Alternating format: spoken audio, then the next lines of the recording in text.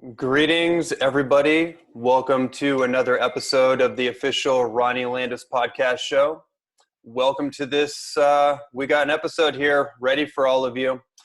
Whether you're listening to our live Facebook stream that is happening right now, or you are listening on the podcast or YouTube, I have been away from doing live interviews for quite some time, been doing a lot of solo episodes.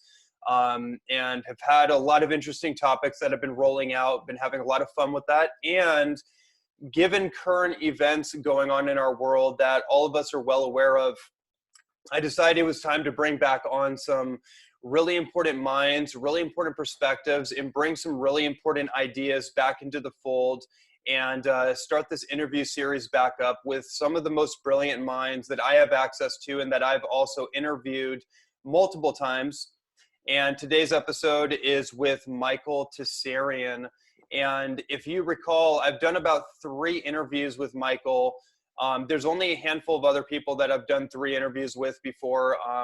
And we've dove down so many different corridors of consciousness, so many different ideas, thoughts, and topics. And so I really thought to myself, what do people really need right now? And I felt that people really they need a handful of things. One thing is they need centeredness. They need groundedness. They need practicality, and they need solutions. And in order to understand what solutions we need, we actually have to understand what are the actual problems.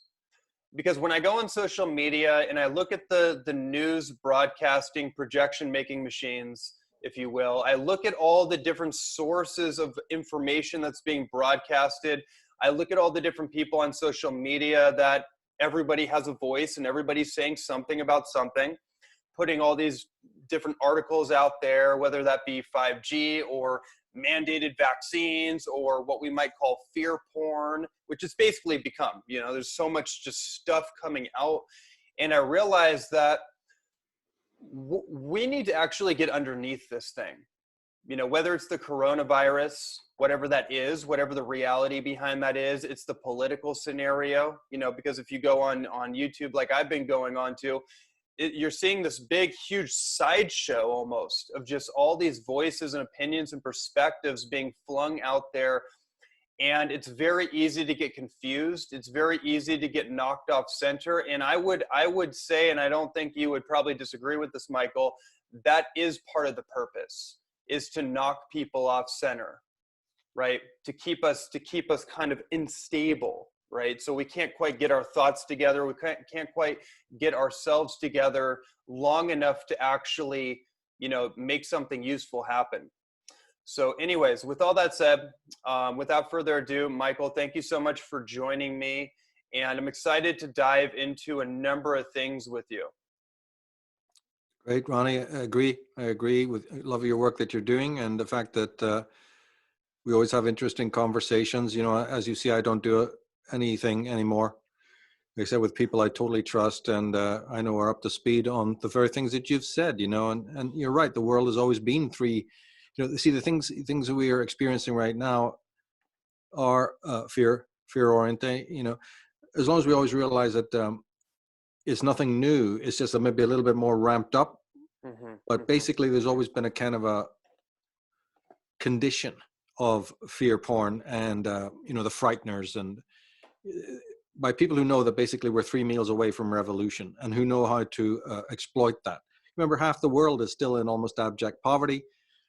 Another huge chunk of it is in semi-poverty. You know what I mean? So, they're already experimenting all around the world. And yeah, when something like this comes into our little Western bubble, it can be shocking because we forget how to crack a coconut, how to live on some boiled leaves and tea, and I'm glad for it in many ways, because we do need this interruption, because we get too decadent, we get too cushy, and we forget, the big screen TV rules all, and now there's a sense of, I would say, in well-meaning people, there's a, back to ground zero, get grounded, get back, into the home environment in a more of a warm, empathic way, set your focus again, sort of get your priorities straight. Maybe even, like I keep on suggesting DIY around the home, but I do that with a reason, because in the simple fact of doing that, you know, a whole new career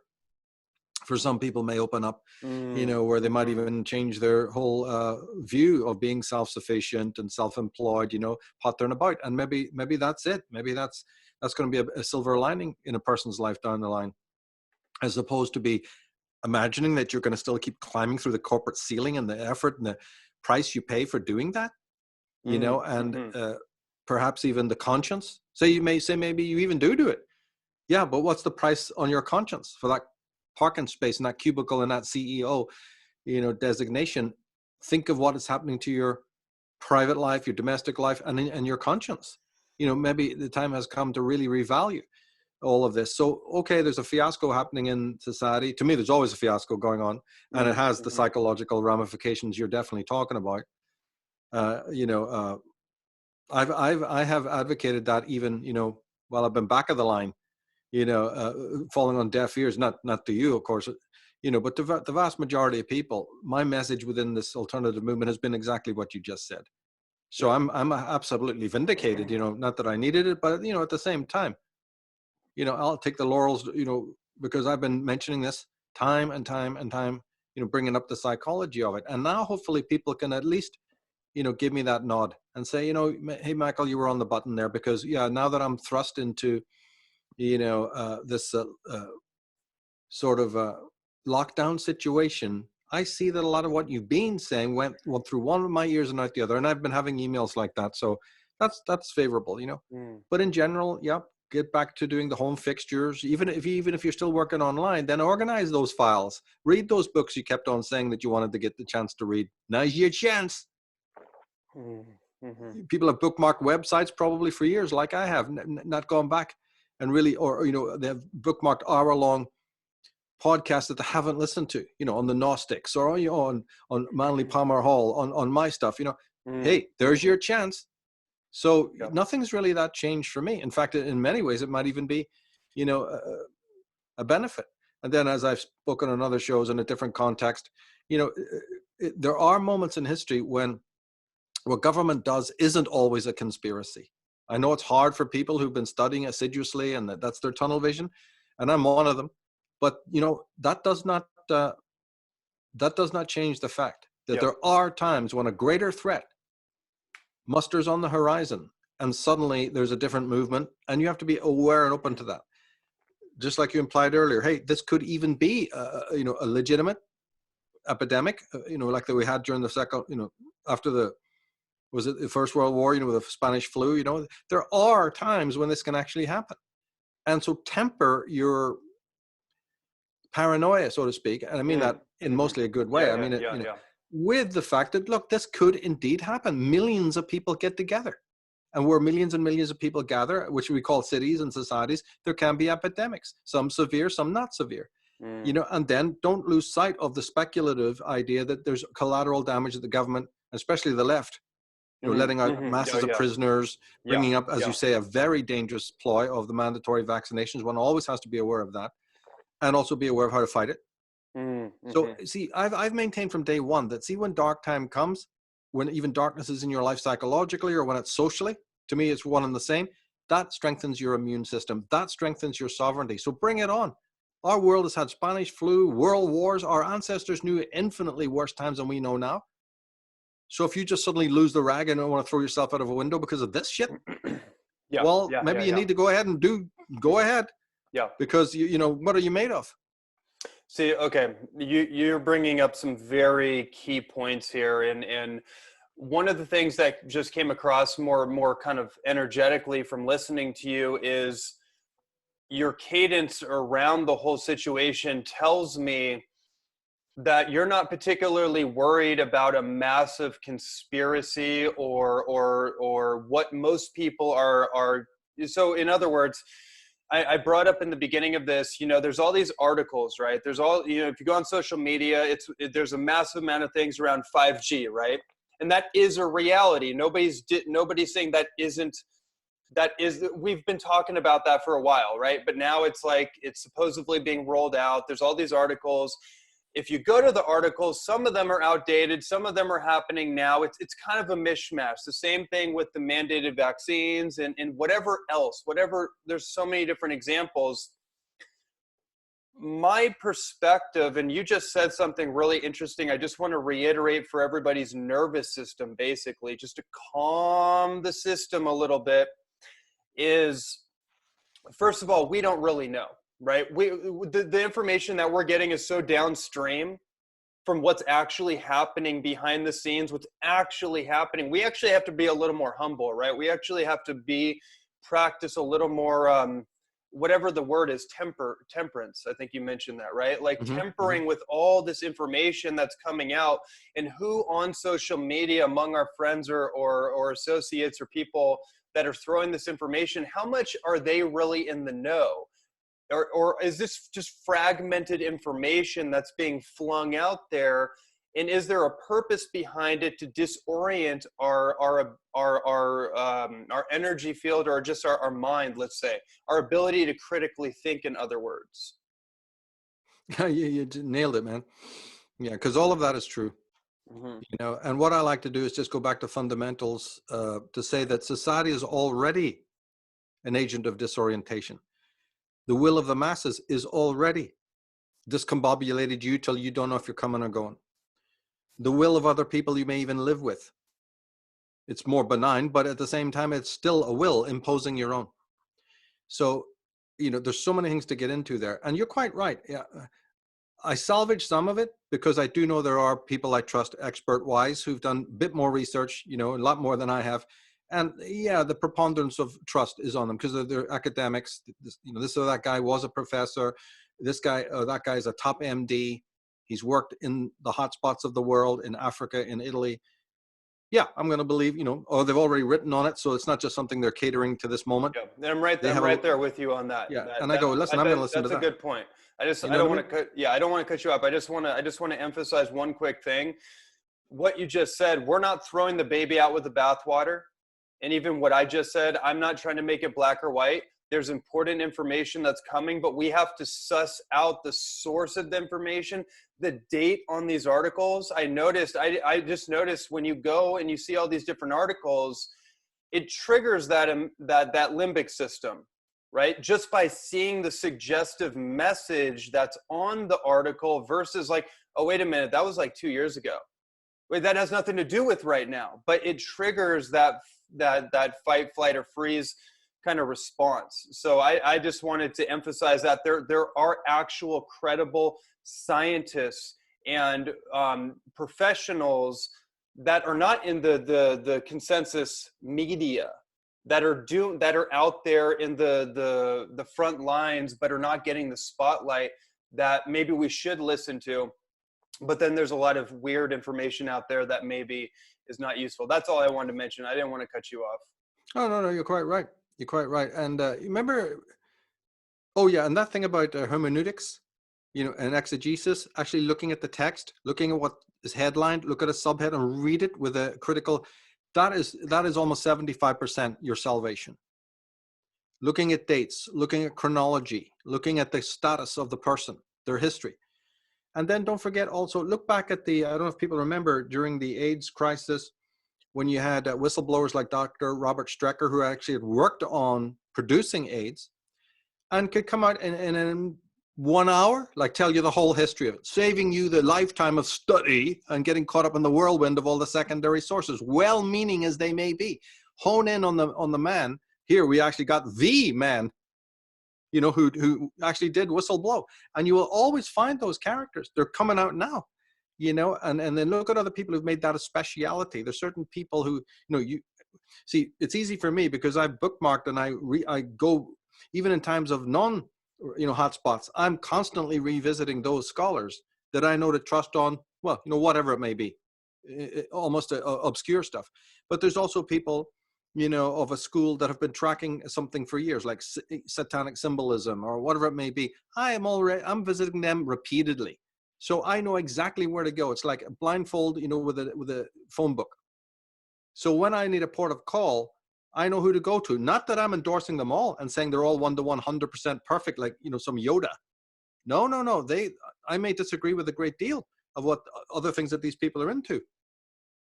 But at least I know that in a state of, when I need to know what road I need to go on, I don't care about the rest of the map and what it says. I'm just looking at just, how do I get to the A4 from here to there? And usually that's what most of us are doing here. You don't need to take on a gigantic, corpus. You don't need to get bent out of shape. You go step by step, you go systematically, you don't gorge. There's no reason for obesity in terms of knowledge. You do like Sherlock Holmes does, you give yourself the time. And also maybe, this whole thing about time management, something we can touch on, because it's another feature of what's happening today. And I think why it's throwing people for a loop. But just to stick with what we're saying, it's vitally important that when it comes to sacred knowledge, which is what I think this is, including the political aspect of it, you must allot yourself the space and the time. You must work completely different than as you do, when you're in traffic, heading to the cubicle and working with everybody else. Those are needed because that's functional. This information is functional to a degree, but it's infinitely more than that. And therefore, there's resistance in the mind. Part of our mind, right, knows that there's spiritual implications to these kinds of things that happen. So it throws a lot of dust in your eyes. It throws a lot of sticks in the spokes, hoping that you'll give up, because it knows that what I've been saying since the beginning of my career, this is a spiritual process. Yet don't you think your own mind knows that, the social mind? It doesn't want you even opening up these doors. It doesn't want you researching it. So when a panic happens, well, then there's all of these different, fallback positions and closing off and feeling fatalistic. I'm looking at all of that. I'm looking at the men who built the West are now crumbling and crying and having panic attacks. Right. Something's wrong with that. Right. Stand the fuck up. It doesn't matter what's coming at you. Right. Brave it out heroically. Things like that. These are the true fallback positions. And then as part of that, educate yourself. One would have to do it if they lost everything and needed to learn how to put up a fish net to survive. So you're always in a state of survival. Survival never goes away, no matter how many perks and refrigerators and big screen TVs that society throws at you. You are always 3 meals away from revolution and from meltdown.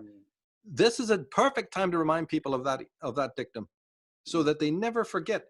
Don't all the cushions and all the the cotton wool that's thrown at you to make you think you're in some Apollonian utopia. No, this is a nice knock on the nut. This is a real nice example of, you could be out there on all fours, mate, with a sheep.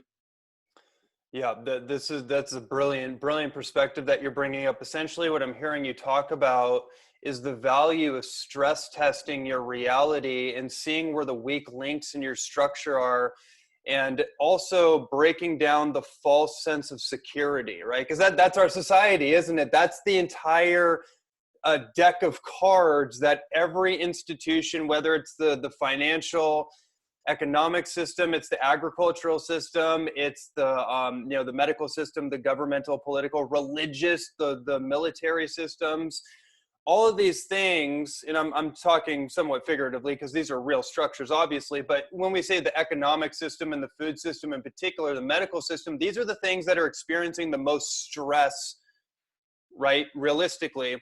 And these are the things, particularly the economic system, that have been on a house of cards that is like all just falling apart within the overwhelm of the current situation.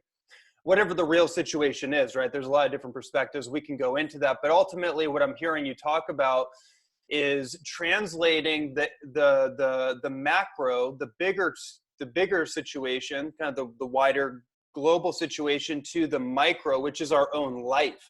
How are we responding to the perceived pandemic, the perceived crisis outside of us, and how is that affecting the internal structure of our own life? Because it's only through the stress test that we actually see what can actually withstand, and that's where our cognitive biases and our mental disassociations start to either where our head is in the sand, like, no, I don't want to see it, nope, sorry, can't look at that.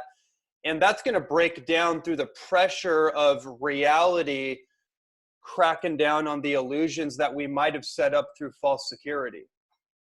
Absolutely it does. And that's a really great way of putting it, actually, because and people just being unconscious of that fact. See, the city life, the urban life, is completely artificial.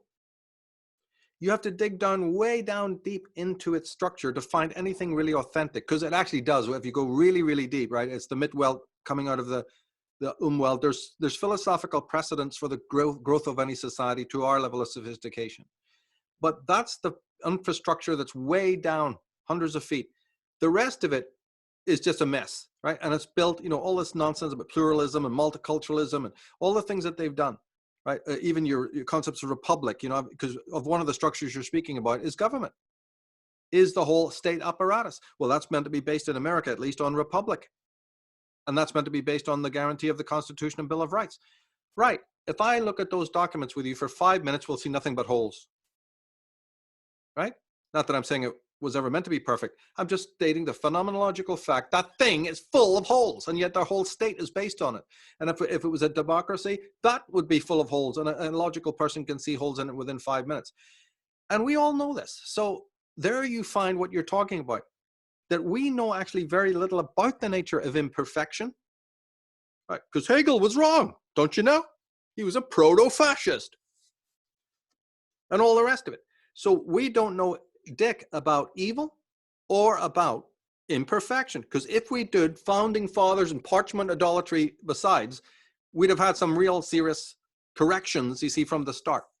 But what we've done is we've deified these leaders because and why do we deify? Well, it's back to that whole idea of needing the totemic father. And so wherever that totemic father appears, even in his bullet holes and imperfections, we choose not to see them. And we say, no, Allah is what it's all about, right? And Yahweh and all the rest of it, right? And we get into lockstep behind the shadow of that all-father. And it's the same thing with parchment idolatry. It's the same thing with economics. It's the same with John Dewey and his perfect educational system. It's the same thing with the AMA and the founding, of that.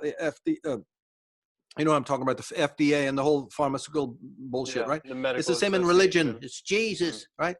You see what I'm saying? Yeah. So there's already imperfection at the very base of all the constituents, right? It's like in Nordic mythology, they talk about a little snake or whatever that's gnawing away at the very roots of the tree Yggdrasil, right? Mm-hmm. Yeah, there is. Mm-hmm. They're right.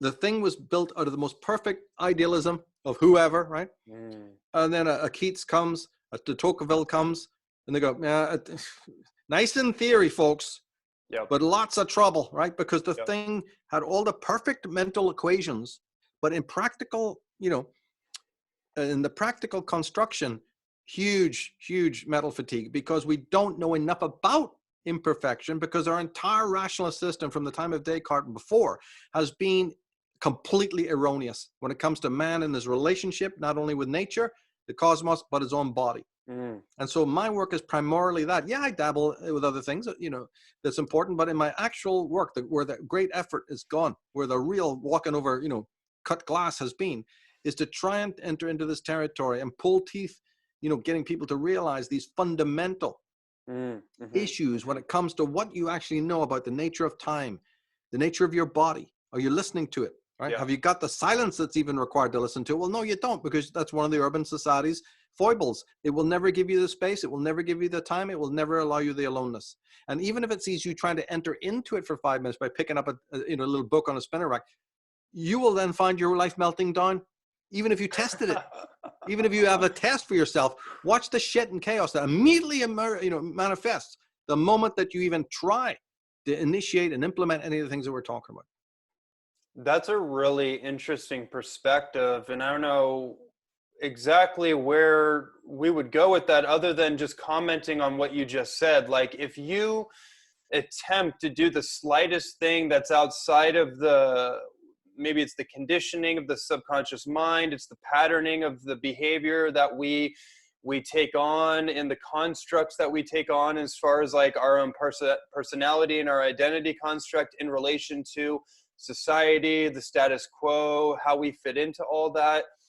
And if you've been really well patterned into that, and then you voluntarily attempt to do something like read a book or, whatever, there is some kind of weird inner tension, right? There is some kind of weird, there's almost like a psychic And I'll probably save this perspective for later in the conversation, just keep this simple, but there's some kind of tension there where the action is so simple. Whether it's like, I want to drink a green juice, or I want to do something for my health, I want to do that fitness thing, and it's logical. There should not be a tension. There should not be a resistance.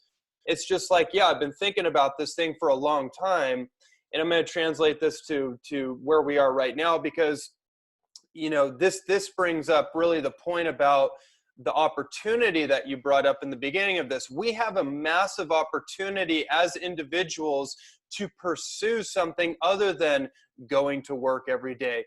We have space, but within that space, there's a weird dilemma, which is, oh, I have to be with myself.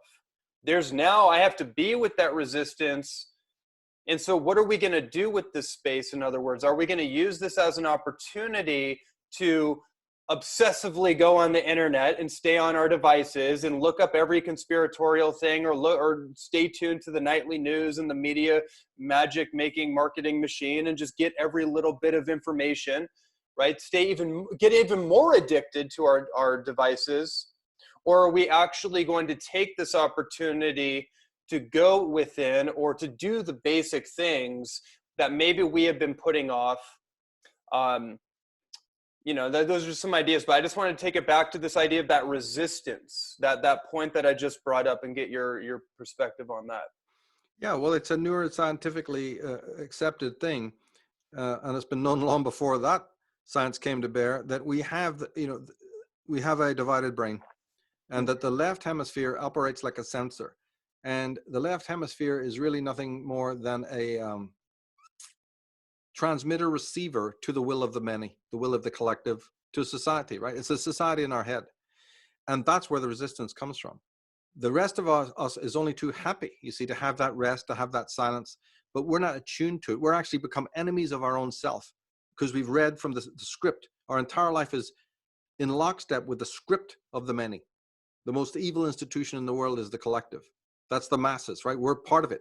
Or until you go through purification processes where you're not part of it, right? And even physically removing yourself, say, to a more natural environment and all that. But most people don't know anything about that. And therefore, you see, the whole trap of the left brain is that it anesthetizes you so that you don't even know what's wrong, right? All that is evil and all that is wrong is invisible. It's made invisible by its proximity. It hides behind the veil. So you're not even aware that there's anything wrong to be critiqued. You're not self-reflexive.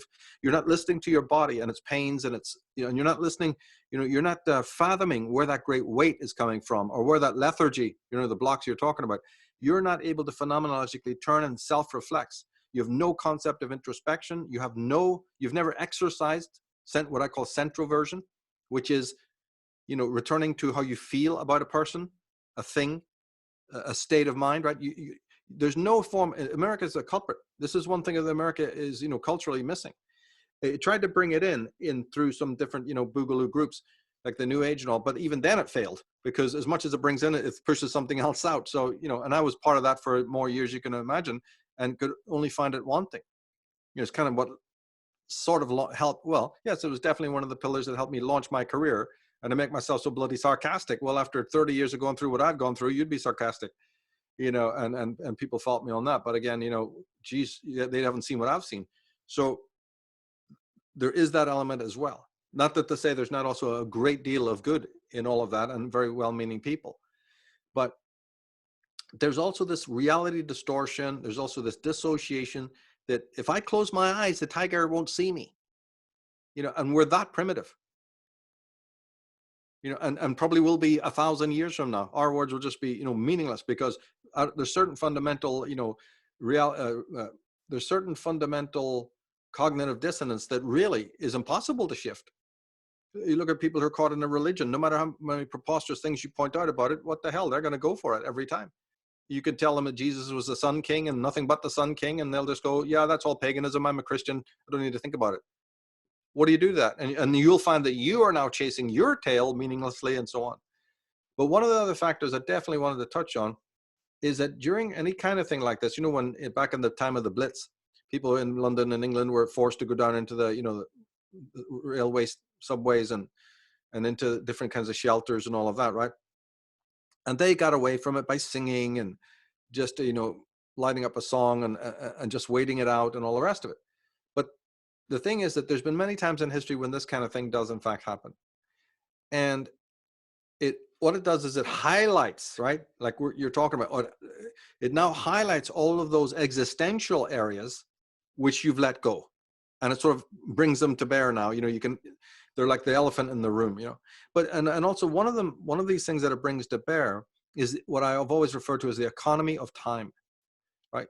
I think that one of the most important existential things is how the day will now be used, how people are now afloat on the ocean of time, how little relationship they have with time. Because when you are institutionalized, when the superego, which is an equivalent, the psychological equivalent of the left brain, is guiding you with that script, with that manual, with that A to Z manual, then you know where your parking place is, you know what your daily schedule is, and you're abusing time, and you're abusing temporality because it's not yours. You haven't made it your own.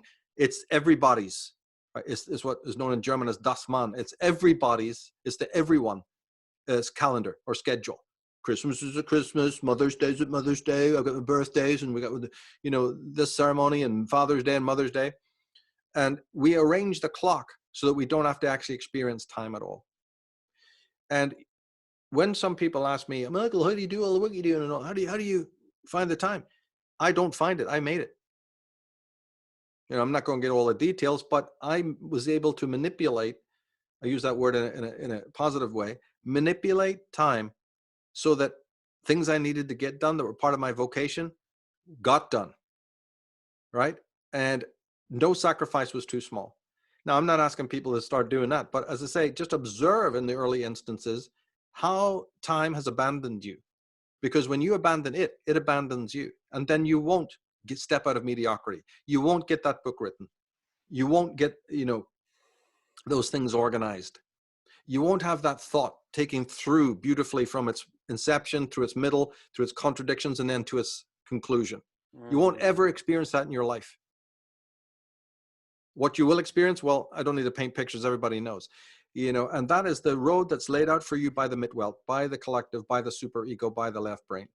And so it's quite a journey to be able to step out of that. Most people will not. We already know that. They'll just wait, pause, hold their breath, and wait for everything to come back to normal again, and then just go back to sleep. But there's a few people who will, not do that and will observe this time and take it to heart and say, my God, I'll let the world intrude. I never knew the luxury of giving myself that rest, giving myself that space, giving myself that time. So it would take podcast after podcast to extrapolate on how you work with time, but I'm just introducing the fact that there's a phenomenon called time, and most people know nothing about it because the daily schedule has usurped it or impersonated it. And then all of the different successes and triumphs that you think you've attained in that field of time will never be there on your deathbed. It will not matter because you haven't owned temporality in the existentially authentic way. And so that's a key thing that, I did leave out in other comments, but now I'm wonderful, that you brought me on because we definitely need to mention that. So that's another piece in the toolkit for people to work with time, to embrace time, to apologize to time. Wow. And to enter into a completely new comportment with it. Yeah, what I'm hearing you talk about is actually having an earnest, authentic relationship with the phenomena of time as if it's a sentient being itself. And that right there, I mean, I have never even said that or even thought that thought.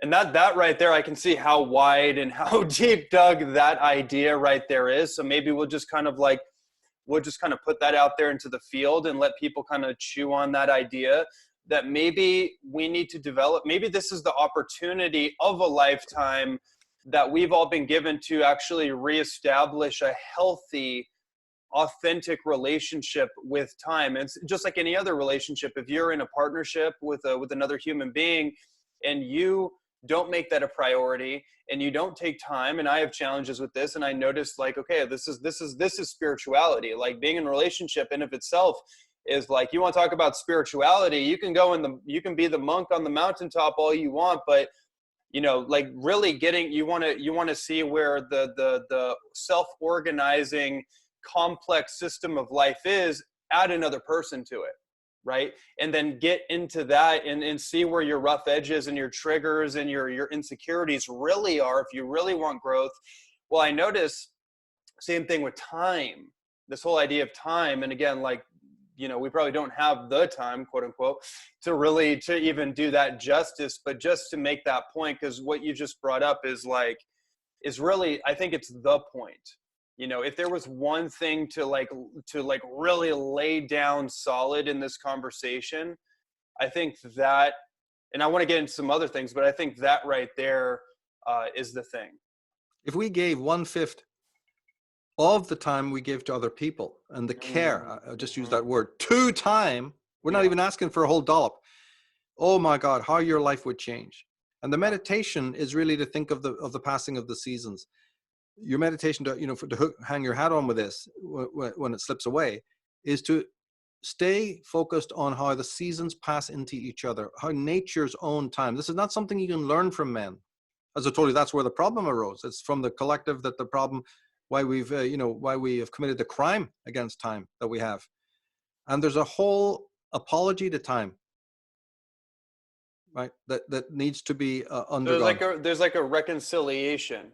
Yes. Right. So if you Beautiful were to word. almost like anthropomorphize time, just for the given example, if you're in a relationship and you broke that trust somehow, you can't just like, oh, it's just going to go back to normal. It's like, no, first of all, once you've broken trust, whatever that means, it's never going to go back to the way it was. If it continues together, it's going to be fundamentally different. And there has to be a reconciliation. There has to be an apology. There has to be some kind of honoring of what had just occurred, whatever that break in trust was. Let's just use that example. We can all understand that, right? Or the indifference, maybe, not giving it attention, not giving it the care that you mentioned, right? There is a reestablishing of a relationship that has to happen. And the point I think I'm driving at too is that within the time that we're in, this moment of time, nothing's going to be the same. And I think that is something I just want to get across to people and also get your take on as we're talking about this. We're going through some kind of moment in time where automatically nothing's going to be the same as it was before this proposed pandemic that we're in. We're experiencing something that's never ever happened before, and we're going through some kind of tunnel or transition that you can give us a lot more cosmological perspective on, and just social perspective on. And I don't know what's on the other end of it. I have some ideas, but ultimately what I feel like I know is that nothing's going to be the way it was before. So perhaps this is the opportunity, if there ever was an opportunity, to reestablish our relationship with the present moment, because that's going to inform where we go from here. Yeah, if you are too focused on the horizon, you lose sight of the steps you're taking at this given time. And by the way, the top existential philosophers who have extrapolated these things on time, the word that they use is reconciliation. So you're bang on. In German, the word for reconciliation is exactly the word that they use, right? Amongst others. So you're bang on there, Ronnie. But quite. And remember, here's the weird thing about it: that those acts toward time are occurring at any time. See, so it's like a weird paradox. There's no time set aside. Time allows you to come in at any time. The door's always open. Hey, you can't, you're just like, oh, you come to church only on the Saturday to light the candle. The other guy comes every day. Look, as long as the candle is lit, it don't really fucking matter, right? Because the man who only comes for 1 hour could be spiritually far more intense with what he's doing than the guy who's coming, okay, here we go. And not focused on it. This is entirely qualitative. Not going through the motions, right? Like actually, like in terms of like if somebody has a prayer, it's different than we can easily just go through the motions. But that's the whole thing in of itself. But I don't want to derail this, but like I think right now a lot of people are just going through the motions, and then that's also where that resistance that we talked about before, that rub up against transitioning into more of an authentic, present, fully engaged version of us, which is the version of us that actually does what we want to do. but we hold ourselves back from doing what we want to do because we have these programs. And yeah, again, I didn't want to throw you off. You just get me going so much that I can't help it. Well, again, a key point is that you see, this is not some ideology that needs to be imposed by somebody else. You know, the essence of the prayer to time. All you need to do is the personal introspection to see how you yourself have abused time, because it's in our own lives. That's why it's called existential. You need just to look back, and every human being listening to us right now will find moments of their life where they definitely abuse time. I'll say no more about it, but you have to look inside. And when you see that, when that becomes a reality, then the statements of others are just signposts, because now you caught it and you won't do it again. You know, those are moments where something slipped by in your life, right? A statement wasn't made, a timeout wasn't taken. You see, there's umpteen violations that we've made on an existential level. And you see, there's existential shame. You know, we don't want to get into the whole 9 yards of it, but this produces what is known as existential shame, which is very different than guilt. Guilt is towards infractions towards other people. You can go and get the forgiveness or not. Shame is violations against the self, which is a totally different dynamic and which causes a different kind of pathology, which psychologists today couldn't, actually, they've probably never been really interested, except for a very small window of time just after Freud. Basically, it fell. And the champions in America who tried to champion it, they weren't heard. So we're into guilt, and we're into fixes in pharmacology, you know, and it hurts doc, quickly, you know, fix it. The whole real psychoanalysis and psychology, which deals with this existential shame of the crimes we've committed to ourselves, right? That is null and void today. And I try to make it a key part of what I'm, you know, into. But one of these that stands out is our whole, what's called temporality, our relationship with the time, how we've objectified it, how do we pushed it away, how we violated it constantly, and how we do have a quotient of shame, actually. You know, a very new concept of people who are totally unfamiliar with this, but nevertheless, there's a shame there that at some point has to be negotiated. It's part of what's known as the Underworld Journey. Right, the Underworld Journey, if you track it in the tarot or in astrology or in any other tradition, a Jungian one, a Campbellian one, you know, any tradition that you look at, the neophyte in his journey of the underworld will be suspended, you know, like the hangman. That's number 12. Well, how many digits are on the clock, right, etc. So the hangman, number 12, is the neophyte. He's the initiate, whether that's in Celtic Ireland or the deepest, darkest Africa, it wouldn't matter. He's going to be in a moment where his time is suspended. You know, sometimes they even physically put you out in the middle of the desert. You don't know where the hell you are in the middle of the night. And you don't know what you're going to run into. You're going to be eaten, or you're going to get stung by a cactus. You know, you just don't know. So you have to find from within you the orientation. So this crisis point right here can be extrapolated, and it's far more interesting for me to do that, to be extrapolated along these archetypal existential lines, not losing sight, right? 10, 20% of what somebody else is saying, what is going on. But never to lose sight of that, as you said, that grounding, that self-reference. And people don't have self-reference. They've got world reference. They've got persona reference. How's my mask doing? How am I looking now? Am I getting those successes? Keep polishing that badge, right? No. These are things that are going to throw you off kilter, and they're part then indelibly of that underworld experience. They're part of the fool's journey, right? Or the as Joseph Campbell called it, the hero with 1,000 faces, right? But it's the fool's journey. And now we're all on it, but it's only at times like this that the masses get to realize, I'm on the fool's journey. Go figure. That's really interesting. I was just, as you were talking, I just had this thought that if we are still heavily invested in the world that was before this, we are preparing for a world that won't quite exist.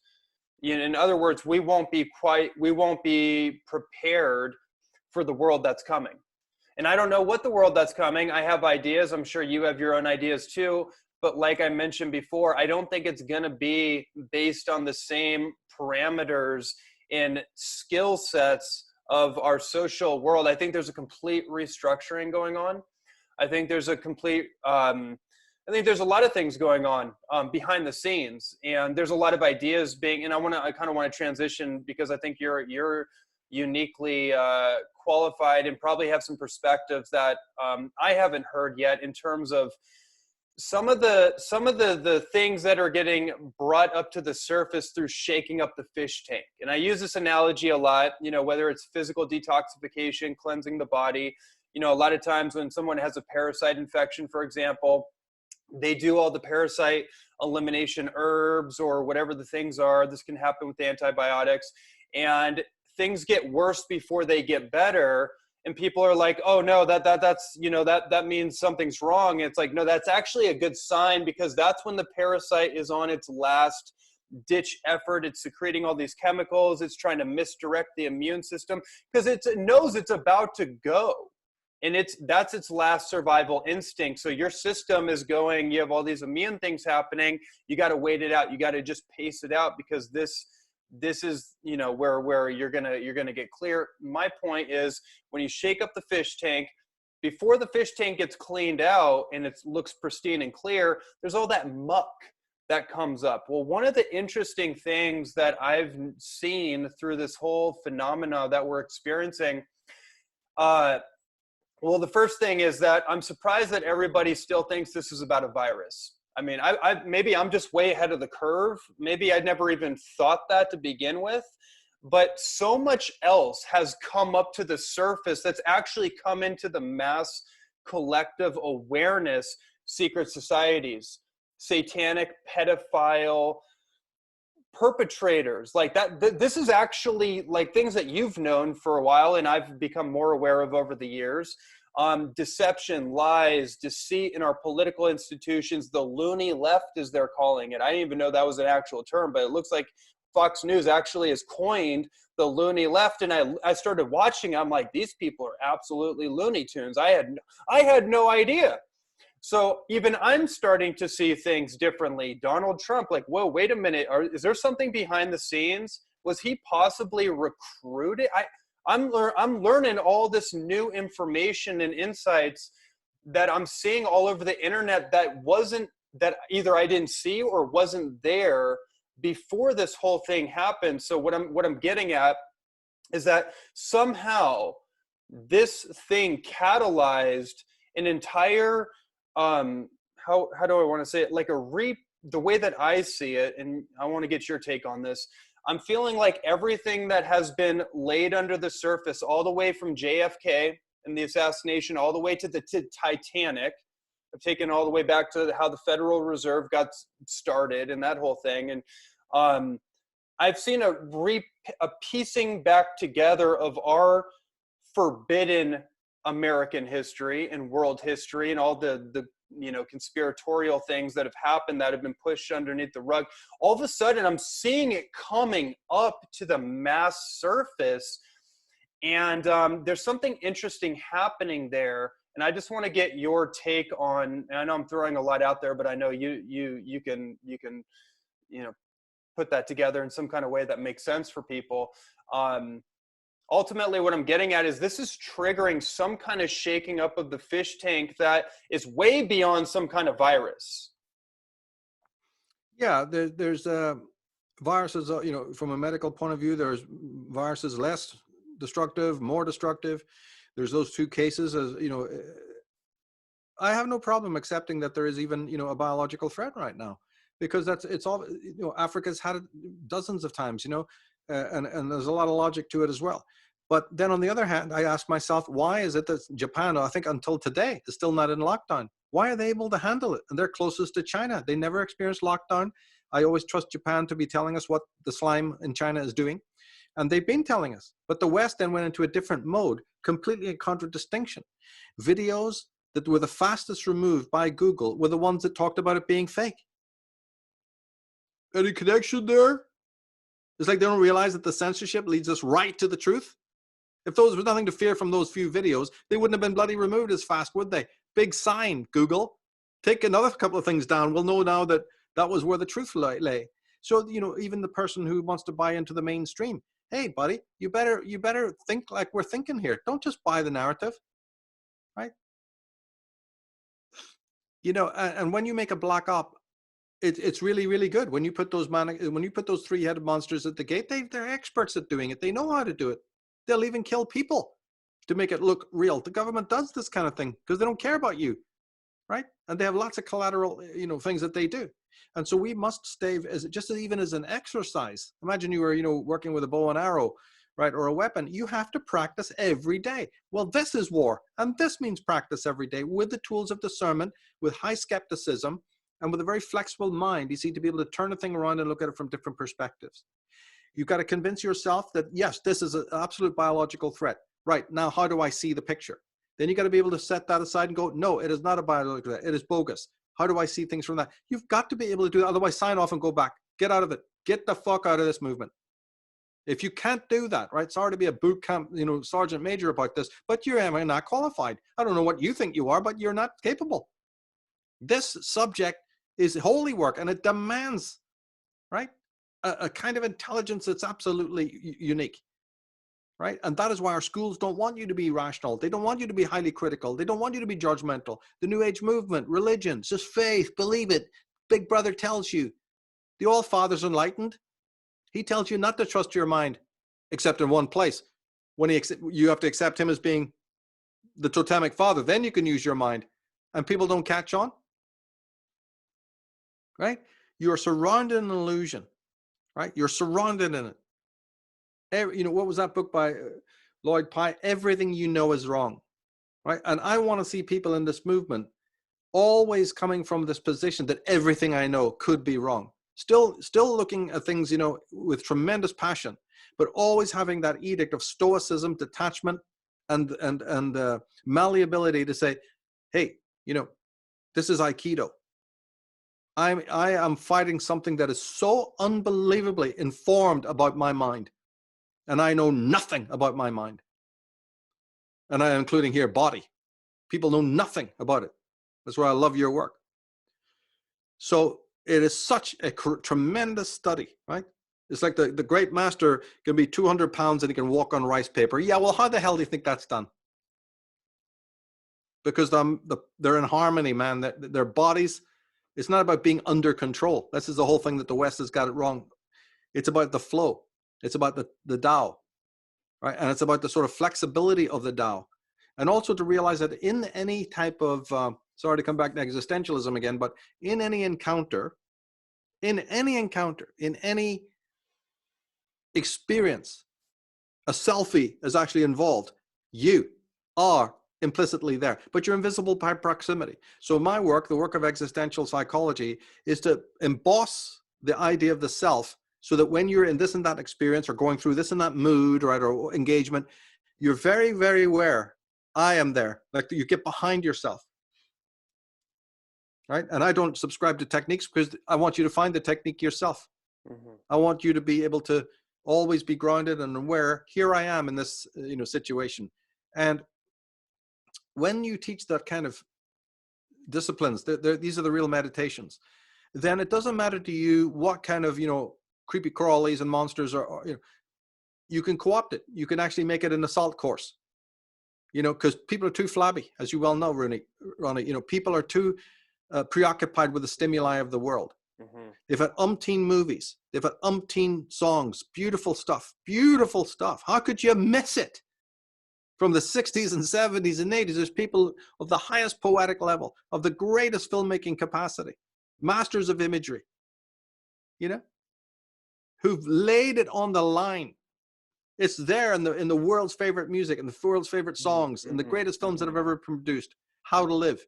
So if you are existentially deranged and you are a criminal to your own self, because despite all of that, you just carry on with inauthenticity, expect the whirlwind. Might be my only comment. Expect total meltdown. That all these, all of these support mechanisms that you think are so damn wonderful, they just melt. They turn to jello in your hands. Told you so. But you didn't want to listen. Yeah. Well, then perish. Yeah, and it kind of like, I don't know if this is a roundabout thought, but I just thought about this idea that, you don't get the leaders that you want, you get the leader that you deserve. And so I want to take this to Donald Trump for a moment, not to get into anything specific, but just to bring this up, because it's been utterly fascinating to me, because I thought politics forever was like completely irrelevant to anything real. It never had any bearing on my reality. I thought it was some kind of like props and stages, smoke and mirror. And I imagine that that was mostly accurate. But all of a sudden I find myself curiously watching just bits and pieces here. And obviously I'm looking beyond the surface and, you know, with this whole QAnon phenomenon and just looking at all this alternative information. I'm curious your thoughts on a lot of this. And these things around mass arrests and this idea that well, just the simple idea that nothing is as it seems, right? So from the perspective of what appears to be happening in our world and what appears to be happening to us, you know, some people are on it's basically like this. We either have to pick a lane, right? I'm going to go doom or gloom. So it's all leading to like martial law and forced vaccination and 5G and all this like total control, like militaristic control, as if like, you know, everybody's out to get us, basically. It's that train of thought. And there's the ultimate conclusion of that. Or maybe, just maybe, there's the appearance of what was the control system plan, which is all the things that I just mentioned, right? That's all, we've all kind of known that. That's not really hard to figure out. But maybe that's not actually the ultimate conclusion of where this is going. Maybe there are people and there are things going on behind the scenes that we don't understand, that our limbic system can't quite capitulate and put together. And maybe this is actually going towards our sovereignty and freedom. And I'm curious what you think about that. And I'm also curious, just any ideas that you have around even Donald Trump. I'd love to know what your perspectives are, just out of curiosity. You know, as I'm sure you've been paying attention to things, and you know, you have a certain perspective that might be enlightening. Well, if you go back to the statements he made throughout his whole life, he's still consistent with many of those, and that's a good sign. Yeah. Right. He's also heading in directions I support, except that I would hurry him up, because he hasn't accomplished, you know, a great deal. Probably one of the most important things that I would feel he should have moved on almost immediately. And even though there is a delay, he may still move on it, is things like, you know, the Freedom Amendment 1, you know, the freedom to speak what you want. And he should be knocking Google out. He should just be he should be giving the ordinary person in the streets so much legal power. Now, a couple of months ago, he did actually start on that journey. So as I say, I'm still observing. Yeah. But where my focus is, what I do is I think of a man who is really basically a paleo conservative, or even if he wasn't originally, he started to align himself with this, you know, the conservative movement behind the scenes. In other words, they chose him. They said, you're the boy we want. That's what, yeah, exactly. You know what I mean? Right. And of course, you see, to the vast majority of liberal Americans, and they're not liberal, they're communists. Let's just get that straight so we can move on. What is a liberal in America is by and large an absolute socialist communist. Yep. They hate the conservatives of any description. And most of those people are white, male, wealthy people. That's enough to have them being hated by the vast majority of the, you know, the flunkies in America. So I don't listen to any of those people. Donald Trump looks just fine to me. I'm a Belfast raised lad. There's nothing about Donald Trump that worries me. Mm-hmm. He's not even, and I'd be even worse if I was his, you know, attaché, if I was somebody attached to him and advising. I go, you just go for it, mate. Keep doing. That's what got you elected in the first place. So, mm-hmm. Okay, America? Right, yeah. Mm-hmm. But more factually, I look back to the disaster and the damage done by his predecessors going all the way back to Woodrow Wilson. Wow. When you see the absolute flagrant damage that nobody on earth could ever put Humpty Dumpty back together again. I'm not even asking for that, because the CFR and the Round Table, and they've hired every president since Roosevelt, and Woodrow Wilson was your first one. And I don't think even later presidents did half the damage even that one president did, right, with his cohort from the British Round Table groups, Colonel Mandel House. But of course, it just spiraled out of control there. And anybody who tried to come in, you know, from the side, like Barry Goldwater, who's like the kind of President Trump before the President Trump, only somewhat more sophisticated, so to speak.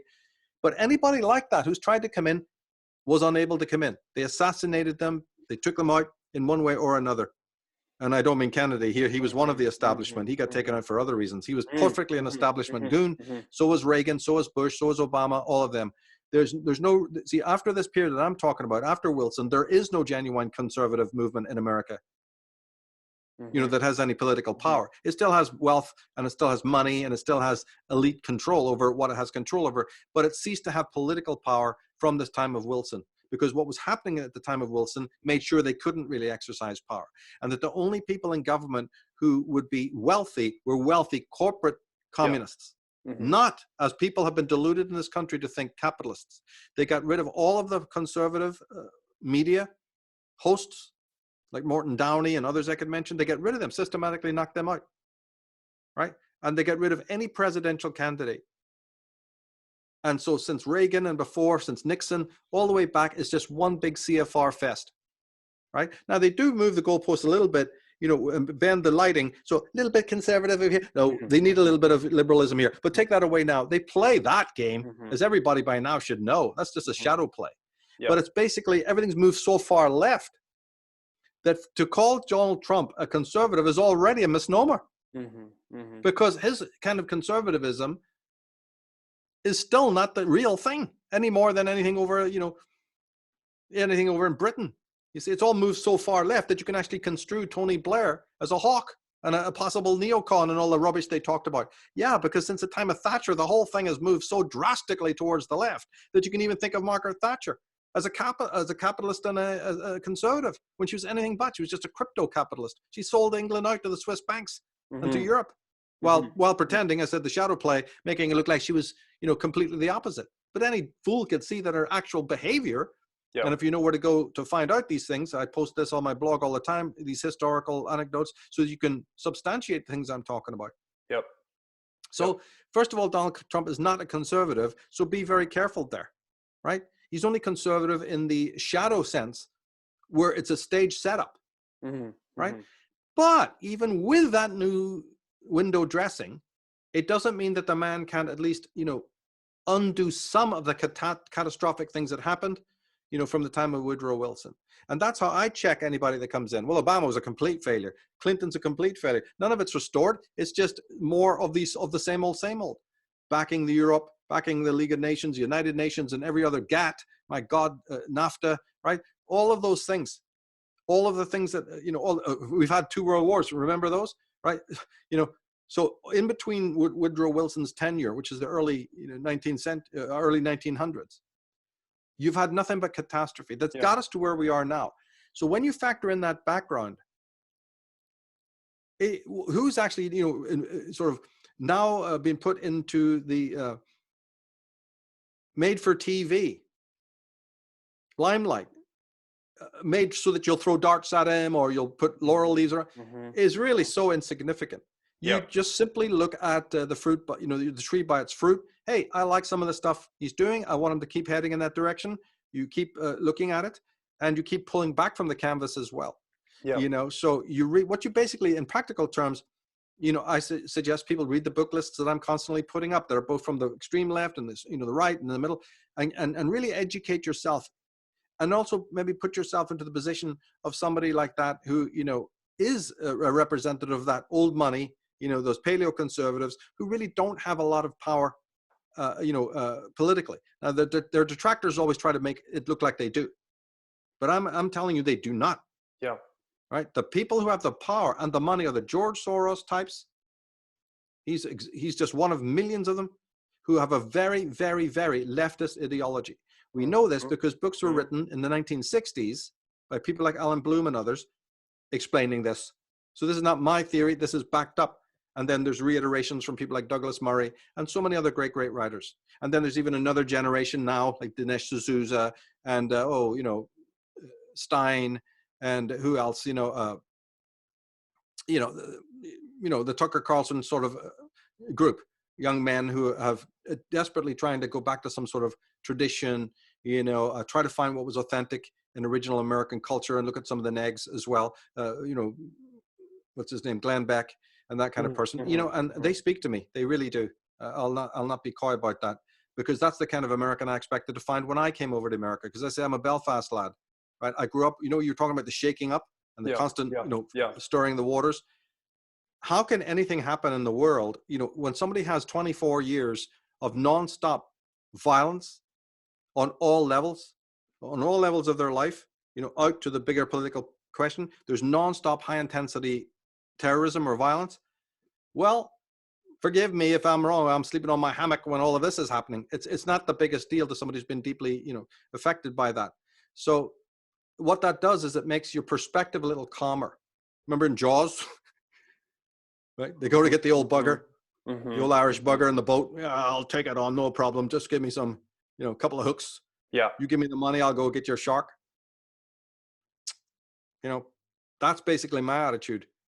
It'll take a lot more of that to scare somebody from Northern Ireland who went through a lot of stuff and saw a lot of stuff. And that's not some heroic statement. That's just, it was the milieu. Somebody could say it about growing up in Israel, right? It is the milieu that you're born in attacks your system. And therefore you end up either crumbling and fizzling away like a little, beta, and you're scared of the world, or it fortifies you where I'll take you on.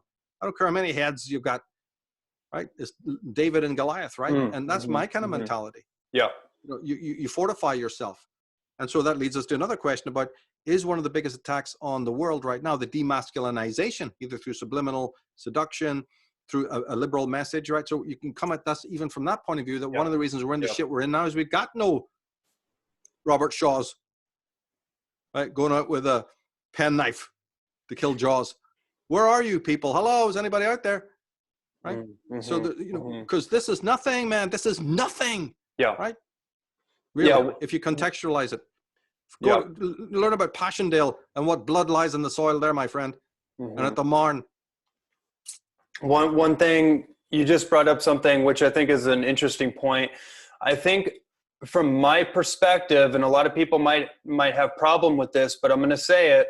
My perspective on all this is that we're dealing with more of a perceived crisis than we are with an actual crisis. If you look at all the data, this has been done to death on social media. If you look at all the data around the coronavirus, the COVID-19 virus, and the statistics, and everything else that we've ever gone through, any other kind of flu or viral infection or anything that was a legitimate pandemic, the statistics that have been recorded are minuscule. Now, if you actually, there's so much stuff coming out where the media is actually fabricating hospital scenes, literally copying and pasting hospital photos from Italy and saying this is what's going on in New York. And then there's other people that are like, wait, that looks like the same thing. Then they map it together, and now they're like, hey, they said this is New York, but this is a scene in Italy, and it's the exact same thing. This is going on. Then there's also a lot of records of doctors and nurses and other researchers coming out saying that the statistics are skewed. The testing is completely inaccurate. It's basically as good as flipping a coin. It's 50-50, and it's based on maybe opinion or just like whatever. It's not an actual legitimate test. And if somebody in the hospital dies of, say, pneumonia, or let's say a heart attack, there's instances where people are just on the death certificate saying it was corona, or it's being changed to corona. There's doctors and nurses that have come out on record saying, hey, this person had a heart attack or heart disease, and then they came back and the death certificate said they died of coronavirus. It's some of the people who administrate hospitals are members of very powerful secret societies like the Shriners, Scottish Rite, and so on. I don't trust one thing these people say. The nurse may be okay, and she may be saying this has happened, just like a newspaper has an editor who'll rewrite what you just gave him. But she's a pawn on the chessboard too. Yes, they're pawns. But just like in a newspaper where the editor sets to work to rewrite your piece so that even you can't recognize it, right? And then that's your job over. Your job is very clearly demarcated, and then you have no say, zero say over what happens with your data when it gets up into the hands of these administrators. And then they are controlled by big pharma, who are controlled by the secret government. And so what the secret government want, they get. These institutions are by no means independent. They even think that they are. They're part of the whole corporate structure. And so when the script comes down, this is what you're going to do. Even presidents have to somewhat, negotiate that and acknowledge that. And what we have learned to do, hopefully, is always turn to the alternative. That's what the alternative movement is about. right? It's about people who second guess that. And there, as we said in the very beginning of the show, there are people that are trustworthy there, to that degree, and you can work it out. And I think you're right as well. I think that they're doctoring the hell out of it, and it's very easy to do because, as you quite said, all you're doing at the base level is asking a person what their symptoms are.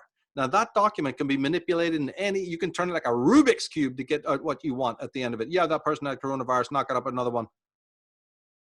I wouldn't trust that. There's so much hysteria and mayhem going on. Who's doing the record keeping? Who's keeping track of people? Who's putting They are. Right, exactly. Yeah. So that's why, go ahead. Well, videos were taken down super fast of the contradictory line. Yeah, Google, thanks for pointing it out to us, because now we know where to look for the truth, you freaking idiots. Mm-hmm. You go after videos and leave thousands of others on there that all seem to have the same narrative, but the ones that dissent, they're gone mysteriously. Now, let me think what that might mean. You don't have to be Columbo. Right.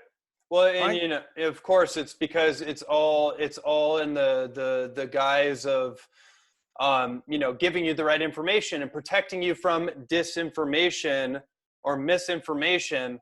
That's it's just a really fascinating thing. So that's why I just take it back to this whole thing of perception of crisis versus the actuality of a real crisis. I'm not saying people aren't affected. I'm not saying this is even a hoax, because there's people out there on the internet saying that the virus isn't real.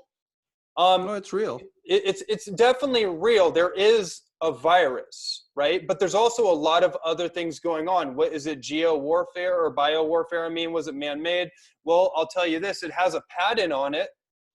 So does Ebola, so does Zika, so does AIDS. Those all have patents on it, right? That's interesting. Well, that means that it was man-made. You can't put a patent on something that's organic in nature. Right. That's why you have a pharmaceutical companies that synthesize compounds in nature, in plants particularly, so they can put a patent on it and they can monopolize it, right?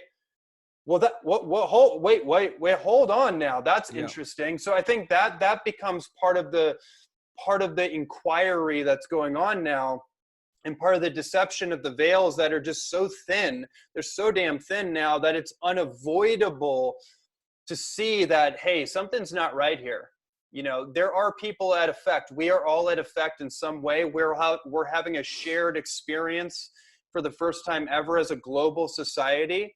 We're all having a shared experience of being put in our home, and we're all kind of on the same topic, which is a really interesting phenomenon. So we're all kind of on the same page in that sense. And but there, I'm gonna transition here, but the idea is that we're being forced to see through the paper thin veil that's been there all along, and somehow there's a catalytic effect that this is having. My thing isn't to go push the button to death on the virus or all these different ideas. It's just to push the button on the fact that this is a catalyst. This is a catalytic moment, if there ever was one, for that veil to fall apart and us to finally get on board with what the truth is. That's right. And I agree with that 100%, because it's also backed up with astrologically what's taking place. Maybe we can touch briefly on that in a minute, but the catalyst is that sometimes when you do shake up things, people waken up, which you did not expect to happen. You've done it for your own reasons, but sometimes it's just the right place and the right time. That bump, I described it as, one of those Indian buses, careering around, a mountain path, and suddenly everybody gets this huge precipice. That'll wake you up. That'll give you some vertigo, and by God, it's needed, So it wouldn't be the first time that these scares have been used. It wouldn't be the first time that they've attracted attention to the underlying mechanics that the other school says, you fools, we're getting the way we want by not attracting attention to us. And now look what yous have done. Right? Didn't you know there's got an internet? Don't you know that there's different kind of thinking amongst the people today? What were you thinking? You see, so they do go wrong. I did a thing called the Dying Conspiracy, where we try to harp on that. And this could indeed be, as you're saying, another, sign that they blew it. The criminal blew up, he used too much dynamite to blow up the safe, and the whole damn district heard it, and all the alarms have gone off. And you know something? I'm happy for that too, right? I go, what? I'm not worrying, because people like me, do you realize the lampooning that I've had to endure for decades? being told that even when obvious, half the stuff we've talked about was totally rejected by people, close and far. Hey, I'm going to love it when the world goes, okay, we're post proving the conspiracy. Oh, we are? Oh, thank you. All of a sudden, all those things that you've been harping on all those years, all of a sudden, everybody's an expert online about those exact same things out of nowhere. Shut up already, they're saying to me. I'm going, thank you. Now, can we move on then? Can we get into the other material that I've also got mustered? Because apparently you've all been convinced all of a sudden. Now there can't be any argument against, well, you guys are just crazy. Oh, we are we? You see? So in many ways, do you see the benefit of this? It happened at an astrological time, by the way, which is indicative of that. Even the very period where it really ramped up is a time exactly known by astrologers to do this kind of thing where we old crimes are dug up, let's say, old conversations are had, and truth that was truth, it wins the day. It's brought back to the table and it wins the day. So that was already, kind of a help to me because it's happening at a time where it was quite predictable, but there are counter aspects as well in which, the phenomena of progress, right, is exactly where the planet Saturn is right now. It's in the house of progress, which is Aquarius. And that can mean bad and good things. It can mean chaos and scatteredness and wacko jacko stuff. But in general, it means healthy mental, development, technological development in all the positive ways. Saturn, the planet, just within the last week or so has come in there. And that is like your caveman with his club coming in like a Luddite to smash up a great deal of, what constitutes extremely good progress. So what that will mean is a recidivist, fundamentalistic, crude, right, anti-progressive method, mentality comes to bear. And it'll manifest in different grades. But it's not good on the whole because, where successes have been made, sometimes this is going to be arrested now. And see, when you have a panic like this, the trouble is that also can force people back into a limbic sort of realm, a limbic mode of consciousness, right? The only positive that comes out of it that I can see is that Saturn will put a crimp on we use the word again this time, but capital P, progressive in the political way. It makes people more conservative, and it says, let's go back to some old traditions. I don't even see what was wrong with them anymore. It's like waking up from a trance where, this hurtling forth in areas that are not productive and are deeply, deeply destructive. Saturn could indeed finally be, the putty and the cement that sort of blocks that hole. And so we'll have to notice whether the liberal movement, the super socialists and all, if people are starting to slap them down, that'll be an indication of the Saturn in Aquarius, right? So there's both positive and negative things there. The negative being the true. Can I ask you about that real quick? You just brought something up. I want to just ask you about that because I've been noticing when I've been going on YouTube and looking at all these news broadcasts, like everything except for Fox News is completely anti-Trump. It's like 100% focusing on impeachment. We got to, that didn't work. Let's do it again. Let's just it's absurd. It's literally like absurdity, right? And all this is going on. And anyone that's paid attention to this and who's in that world can see what's happening. Fox News, and I don't know what's going on behind the scenes, if they've been going through some kind of restructuring, they're talking about deep state, shadow government. They're actually talking about facts, and they're actually backing up the president, and they're actually going against the Democrats, if you will. Not to good or bad. It just is what it is. That's what we're talking about. That entire side, if you will, the left, is just completely like they have their own agenda. That's just what it is. They have their own weird agenda, and they don't seem to care about people. They don't seem to care about the citizens. That has nothing to do with their agenda, apparently. And Fox News is calling them out in a way I've never. Let me just say this quote, and this is my question based on what you just said. I'm trying to get some understanding on this. I heard one of the people on Fox News, they were having this like interaction. He said, the media being worried about misinformation is like the mafia being worried about murder. And I damn near fell out of the back of my seat. I was like, what did I just hear? And it's been going on like this. So I'm curious if that plays into exactly what you're talking about with the astrology. Yeah, the left is a deeply, see, we have enemies, right? So every time you think of a Trump or a Western leader, you have to factor into that background we talked about. And one of the factors of the background is, guess what? The West has enemies. And that's not ever brought up part of the narrative. Sweet old China, good old China, help China. Putin, Mr. Wonderful. He loves puppies.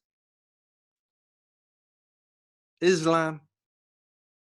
Look, for goodness sake, know at least who your enemies are, right? And those enemies have systematically, since the time of Woodrow Wilson, implanted their own agents within the heart of American culture. And America has done next to nothing outside a few conspiracy people I could mention. In the mainstream, they've done nothing to remedy the fact, even though you've had some of the most finest Americans, people I bow to, like Stanton Evans and others, who lived their whole lives trying to expose it, right?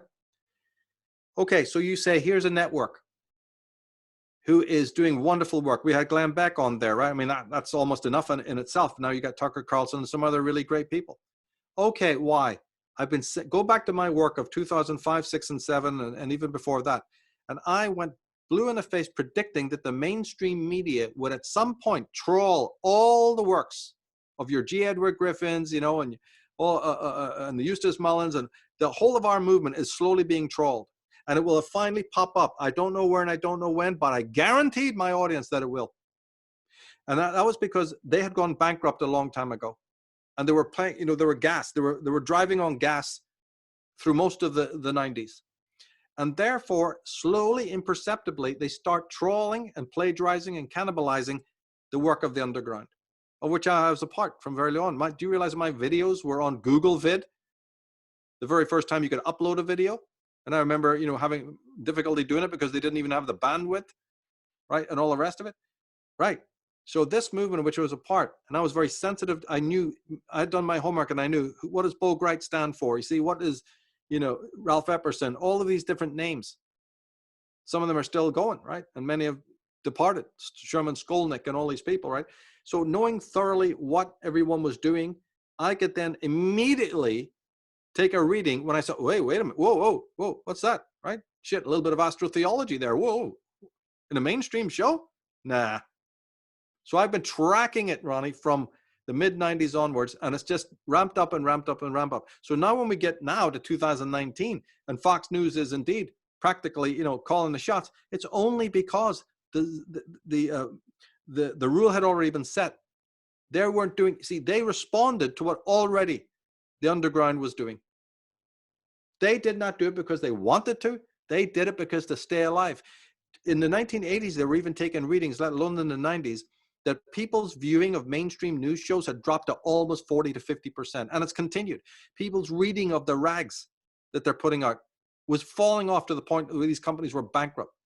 They've even 60 Minutes and others have even made programs about it. What's happening to mainstream news? Right. So I tracked that and knew they were getting bankrupt with the tawdry garbage, right? Where you had to, if you could find in years of programming, one little anecdote, one little Morton Downey or one little thing, and you'd have to be glad for it. So they responded by saying, we've got to do an overhaul. Let's stop treating these conspiracy people and hinterlanding them. Some of them are generals, for fuck's sake. Smedley Butler. Some of them are colonels. Some of them are, this is, what have we been thinking? So they simply put their straws in and sucked out. And you have to be glad for it, because people like us are in the background. You're glad for any little bit of exposure. A movie by this guy, a movie by that guy, a little bit come out, Brotherhood of the Bell, or, and something for, you're glad for it in many ways, because as imperfect as it is, but now it's exploded. Now they've all agreed to say, hey, we're going for broke. Troll that movement. What's that Alex Jones guy? What's his name? Right? Just we're already getting audiences without any advertising.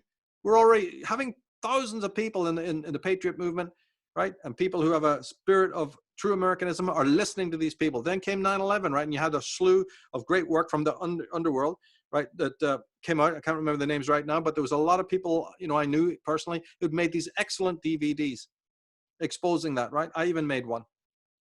So there's all sorts of, and there's brilliant stuff out there. Excuse me, because I can't remember the names right now, but there was some really, really fine scholars did this. Barry Zwicker would be one, right? So out of that movement comes even more, right? So suddenly the mainstream media is not dumb, they have their sensors out. They don't just keep the focus on where they are. They're watching what's happening in the undercurrents, in the underground, it doesn't have the budget of itself. It will never reach mainstream, but they're observing how it just sort of nearly does. And then, like a chameleon with a long tongue, wasn't there a fly there a minute ago? Right? And so they just simply sampled a vast, vast amount. And I've been watching it day after day, week after week. And now you got History Channel doing Atlantis and bug-eyed aliens. Do you think for 1 minute that 25 years ago, even if the demand of the public was there, these companies just said no? You had the odd William Shatner thing, and you had your odd little, narrated by, say, Leonard Nimoy. There were a few, Arthur C. Clarke, and and all that. But it was far and few between, and it was mostly people just watched it tongue in cheek. Eric von Däniken was crucified, right? And in very recent history. So what I see, what you're talking about, is because of the internet, is because of the incredible hard work, of the dwarves in the dark places of the world, laying down these foundations, establishing the credibility, men that people don't even know, that I tried desperately to bring up in my work. James Perloff, John Stormer, and hundreds of other names that I can rattle off, because I've seen this process. And so now finally it breaks through, and Fox News gets all the credit. That's the way the world. That's one of the great, actually, paradoxes of the world. It's one of the great, it is really one of the ironies that we forget the men who labored in the engine rooms. And I will never forget their names, because they enlightened me, and they allowed me then to step out into the world, to transmit their knowledge right across the board. I'm even finishing a program, on catastrophism that digs those names out again. In a different context. And I do that in all my work. Doesn't mean that I'm just reciting, like a parrot, all their ideas. Yeah. I'm resting on their ideas. I'm modernizing their ideas. I'm adding a mixture of my own thought to it to contemporize it. And mostly importantly, I'm distributing it to people who damn well need, because the greatest solution, starting off with our whole program here, the greatest solution that exists is the past. Yes. Because everything that we face today was already faced by the sages and the mystics and the masters of the past and remedied, right? So wherever there's a problem, there's not only a solution to it, but a way to get to the solution. Yep. So what's happening in today's world is, when people are now having it late, remember I already said earlier on, we've had the songs, we've had the movies, we've got channels now, love them or hate them, but there's the information right there. So it's not just about seizing. Remember that thing about relationship with time? It's not immediately pushing the button and seizing the solution. These hot points are of us to understand, again, the process of going into the jungle, right? Slashing through the branches, cutting a path through so that we find the solution. America has had solutions too easily dispensed for too long. Yeah. It's not the masculine way, it's the feminine way. Can I have it? I'm a non-heroic mediocrity. Come on. I should be able to buy it at the corner shop, right? I should order it on QVC. Yeah. Instant gratification. What the hell? Yeah. I head down to the jungle, take some jungle juice. I'm enlightened. Deepak, where are you? Tell my story to the world. What the hell? Well, you actually, hold on. You just brought up a really interesting point right there, because I've been having this, when this whole thing took effect, I started to realize, and I started my messaging and sharing with people, I was like, okay, well, I've done a lot of plant medicine ceremonies. I've done a lot of rituals. I've done a lot of personal development work. And then I started seeing other people and the reactions, and people that I felt, I was surprised by certain people that were having certain reactions that I would have expected different reactions, and other people that I discounted or counted out were actually kind of rising to the moment. And I realized, like, okay, let me get this straight. What was the value of all those plant medicine ceremonies?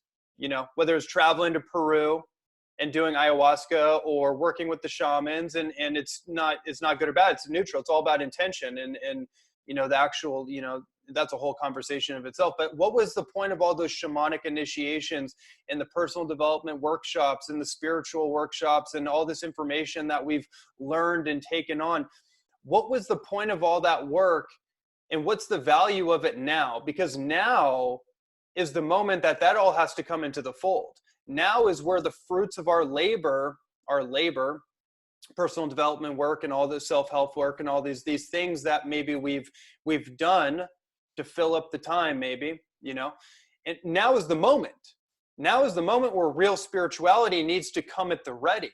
And so that's an interesting idea, just piggybacking on what you just talked about, because essentially what I hear from you is this convenience culture that we've had, this immediate gratification, this microwavable result kind of thing, where we don't have the ability to stew in our dilemma, to sit in the discomfort, in that void of uncertainty, right? And that's just life. But again, like, so our whole certainty has been shaken up, and now we're dealing with this, like, okay, I don't really know what's going on. What do I do with myself? I think that's how we started this out, and we talked about that for a while. And I think that's ultimately where this comes down to, is what the heck do I do with myself? And I think that's the question a lot of people have on their mind, or maybe it's just subconscious. They're just trying to figure out, okay, what do I do with myself now? And my question, I guess, to you and to all of us is, how do we use this opportunity of uncertainty, this opportunity of discomfort, this opportunity of a potential void? How do we use it to our advantage? And how do we actually be the solution that we seek, to quote Mahatma Gandhi? And as a personalist, I'm not absolutely discounting the relevance that a person has with this or that experience. That would be violating their will. I want them to value it. And if that experience, right, it's just like going up in a glider. Hey, that was the greatest thing I ever did, even if I never do it again, or diving with the dolphins or whatever it might be. Of course, you're assigning value to that at your time. It's just, I would prefer that people were able to go through the kind of rituals that they do, under a mushroom down in the Amazon at home without intaking anything except a glass of water, right? There's already a temple hidden in a glass of water. There's already a temple in the elements and the light, in relationship with animals, in picking up a leaf, in sitting with your pain in a different way. That is the Western magical tradition. And it's occluded by all the gurus and all the religions and all the priests, right? Everything you can think of. And you can do the experiment, as we said, of looking back in your own life and seeing how you violated time, how you didn't savor your agony and let it become your greatest teacher. You didn't. And by God, if you had, you would not be the same person. So I've been saying it for years about the shadows. They come in all gnarly and horrible and stinky, right? And you banish them. You tell them, go, get thee hence. And in doing so, you make yourself shallow, right? You commit a deep crime to your own self, and you will reap the whirlwind because of it. America is pathologically anti-psychological. It has no relationship with pain at all. It just has, like George Carlin, even in a humorous way, brought this up, right? But the fact that he was right, there is no relationship with pain, just pseudo pain, and taking ourselves to the car wash, right? Taking ourselves to the psychiatrist, which is nothing, amounts to nothing more than a sort of a spring clean, so I can just go back and become part of the abnormal world. Krishnamurti said there is no sanity in adjusting to the abnormal world. Well, yeah, why don't people listen to that? So we're not as modern as we think we are. We're not as advanced as we think we are, psychologically speaking, emotionally speaking, and bioenergetically speaking. Because when I talk about shadow work, I'm always thinking about Wilhelm Reich, who did not use that term. And neither did someone like Arthur Yanov or Alexander Lowen and these people. But they did speak about emotional plague, and how that there's not a political paradigm or a political activity that isn't rooted in the emotional plague, which is the armoring, which is the self-denial, which is the cognitive dissonance, which are all choices. Yes, there's Big Brother's boot, and probably 100% of the conspiracy authors that I know and have worked with and are out there, almost 100% of them are always excellent at talking about the boot of Big Brother in the Orwellian sense. Never does anybody say, hey, Big Brother, come put your boot on my neck. So we're not as far advanced as we think we are, even in the movement that's meant to have the greatest solutions, from which I've now practically divorced myself entirely. well, not entirely. Obviously, it would be ridiculous, right? But a lot of my priorities have changed as my outlooks have changed, right? And that's just a personal foible, right? But it's substantiated when you see this thing we're talking about and addressing now, which is everybody is very good and up to speed on telling you where, you know, the external threat is. Yeah. And poor old us, we're taxed, we're chemtrailed, we're this, we're that, the other, right? There is not a voice squeaking up about how I want to be enslaved, how I want freedom from freedom, how I want chains of gold rather than chains of iron. But I don't really want any fundamental opening of the doors of the gulag. I just pretend I do. And I'm very elaborate in how I pretend that I do to myself. I've got window dressing. I've got charades. I've got incredible self-deceptiveness to convince myself I'm really interested in self. Sure, I go to church. I'm part of a religion, right? The Totemic Father means everything to me. I'm a socialist. I'm a humanitarian. I think of others, not myself. We need world government. We need this. We need mandatory vaccinations. We need to keep the kids healthy. We'll never call tyranny tyranny. We'll never call evil evil. It's he's got a mental defect. He's got to have a microchip put in his brain. Yeah, he had bad parents. Well, he did, but the thing is, it's not going to be a microchip. Then fixes you're contradicting. Even they contradict themselves. If you're telling me it's psychology, then it's not a loose wire in your brain neurologically, is it? Right. How come you can't get your story right? So we are littered with these contradictions, and it is a painstaking process, right, of eliminating the untrue. That's apophatic deconstructive work. That's at a premium. And then you come upon the truth. As I said, don't just grab the solution, you know, like you grab, you know, a bag of Doritos, right? You go through the process, and that's been sabotaged. All the different ways of education, the New Age movement with its laws of nonsensical, you know, laws of attraction. All of this is to violate, right? It runs parallel. There's good secrets there because it's run to succeed, right? It has to run parallel with the truth. It's mirroring it. And for that, you give them a star. But it's really not authentic. It's not really the authentic thing. Right. Because it's speaking to a social self, which you already have to remove that mask to even really live this, you know, move on the Siddhartha road. And then the Siddhartha road leads the way. And those are personalistic, idiosyncratic rules that don't pertain to anybody else. You can't share it. There's no cultism involved. Right? Well, there's not even a priesthood involved. There's only you and your inhale, exhale, baby. Yeah. And you're stepping one, hearing the foot, you know, hearing your own footsteps, and then finally the horizon. Finally, what's there tomorrow? So shall it be. I'm here now. I'm present. I don't care what the world is like tomorrow. The world can be. I give the world freedom to be whatever it wants to be tomorrow, but I also give myself the freedom to be exactly what I am right now. And that's the meditation. Not what other people say, not what may or may not happen, you know, not if we fall off the edge of the world, you know, none of that, right? It's be here now. Yeah. And that is a very difficult thing. It's extremely easy, but at the same time, it's very difficult. Like the old maxim, you need to know a very great deal to know a very little, and you need to know a very little to know a very great amount. These are paradoxes. That's why the map of the world is insufficient. It doesn't help you along the road. People have made billions out of presenting you these A to Zs as if it will. Right? No. Right? A little animal, a little bird, right? A little beam of light can teach you infinite more. The sound of running water, being near the beach. You know this. Yeah. Right? The wind through the trees is the teacher. Forget what the human has to say. What they say is a statement about themselves. Blah, blah, blah. This worked for me. Blah, blah, blah. I do this. Right. I know, says Socrates. Have a nice day. I heard you. Great. Yep. Right? That statement, that God, that belief, that tradition, those rites that you've done for 1,000 years, right? And all of those things are idiosyncratic. Why are you trying to sell it on the street to me? It's not a bunch of bananas.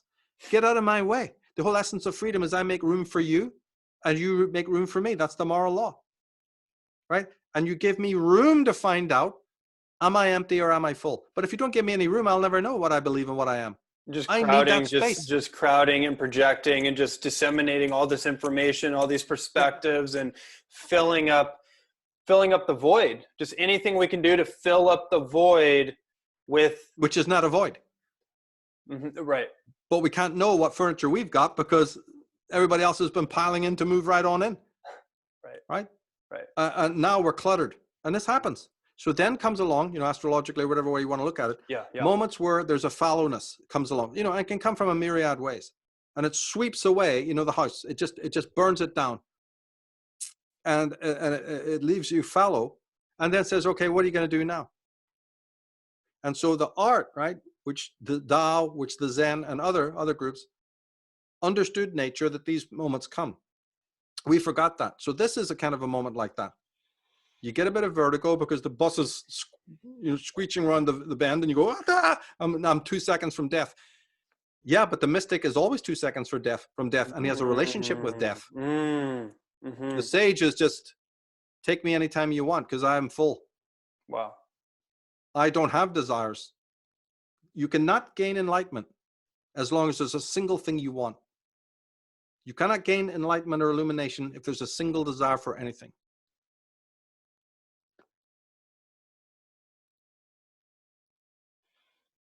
Yeah. So in essence, it really doesn't matter what the external, in this case, crisis is. It's just a reflection, or it's an interpretation of what's going on within the individual and how the individual responds or reacts to the perceived situation. And that's just, I keep taking it back to that, and we're kind of on the final leg of this conversation here. And there's still so much that I want to extrapolate here with you. I'm really fascinated with the astrological and the cosmological perspective. And one interesting thing to note that you were mentioning about this kind of clamoring to the external or describing the external, whether that's all the different conspiratorial conversations, that's the political, et cetera, et cetera. It's easy to point at things. And even in this conversation, there was a period where I wanted to point with you to see where your finger was pointing to, because I wanted to describe some of those things that are particularly not news to me, but now are new explorations to me. For example, a lot of this information coming out around the pedophilic and the human trafficking and sex trafficking and child trafficking. Like this, I'm not making this up, obviously. Like this is stuff that's rising up to the masses. These are things that have been going on maybe since the very beginning. Maybe this is what it's all been about underneath everything, from the satanic ritual perspective. These things exist, right? This is becoming more of a conversation in my reality. So part of me wanted to point to that, but ultimately I think your intuition and your wisdom has been guiding the conversation, not avoiding any of that, but guiding the conversation intuitively to not so much pointing at the problem or trying to over describe the external appearance of things, but pointing back to self-referential perspective. Like, how do we empower ourselves? How do we upgrade our psychology? How do we develop psychological immunity so we're not affected by, what, and this is my own language. I'm just interpreting it, right? Essentially, how do we empower ourselves? The mystic doesn't have a problem. Problems are for other people. The mystic does not have a problem, and he will need to, if he's trying to meet people halfway and transmit that fact. Yeah, he can do it in a multiplicity of different ways, because remember, Odin is in some sense also the trickster, right? So the great sages are in one sense also tricksters, and that's a persona that they don because they have to engage with people who are very, very estranged from the truth, and so what happens there at that point is that you have to communicate with the person by sort of going back to basics, taking them back to a place of grounding first, because if they're scattered, they can't hear you in the first place, right? And so there's a calming effect by being around sage-like people, and the things that they do. And what they're trying to do is remind you of the sage within, right? Remind you of your own inherent heroism and strength, And there's an old statement that goes, if you find yourself under attack from very powerful forces, it means that they're seeking you out because you're more powerful than them. Your enemy and the magnitude of that enemy is the mirror to who you are, right? And you just, that's a whole different, component. When it comes to what did you allude to there? Oh yeah, the pedophilia. The question I have on that is that can never be stopped. So I don't think anything that's happening has to do with that. A lot of protestations are made, for that script that's been written for the TV fiasco we've got going on. Never on this planet will ever that stop. It has not stopped since ancient times. You can go back to the bloody Canaanites, whoever, and it certainly won't make a dent of difference now, no matter how many priests, dirty old men that you arrest. This thing, all of the different, for people who know the bigger body of my work, they know that a group called the Black Nobility, which includes a lot of the world's royalty, not all, but most, and includes the College of Cardinals and all of that. That group has been vampiristic, blood-sucking, and child molesting from the year dot. And in fact, as you well know, that's a kind of a satanic ritualistic thing that rules the world.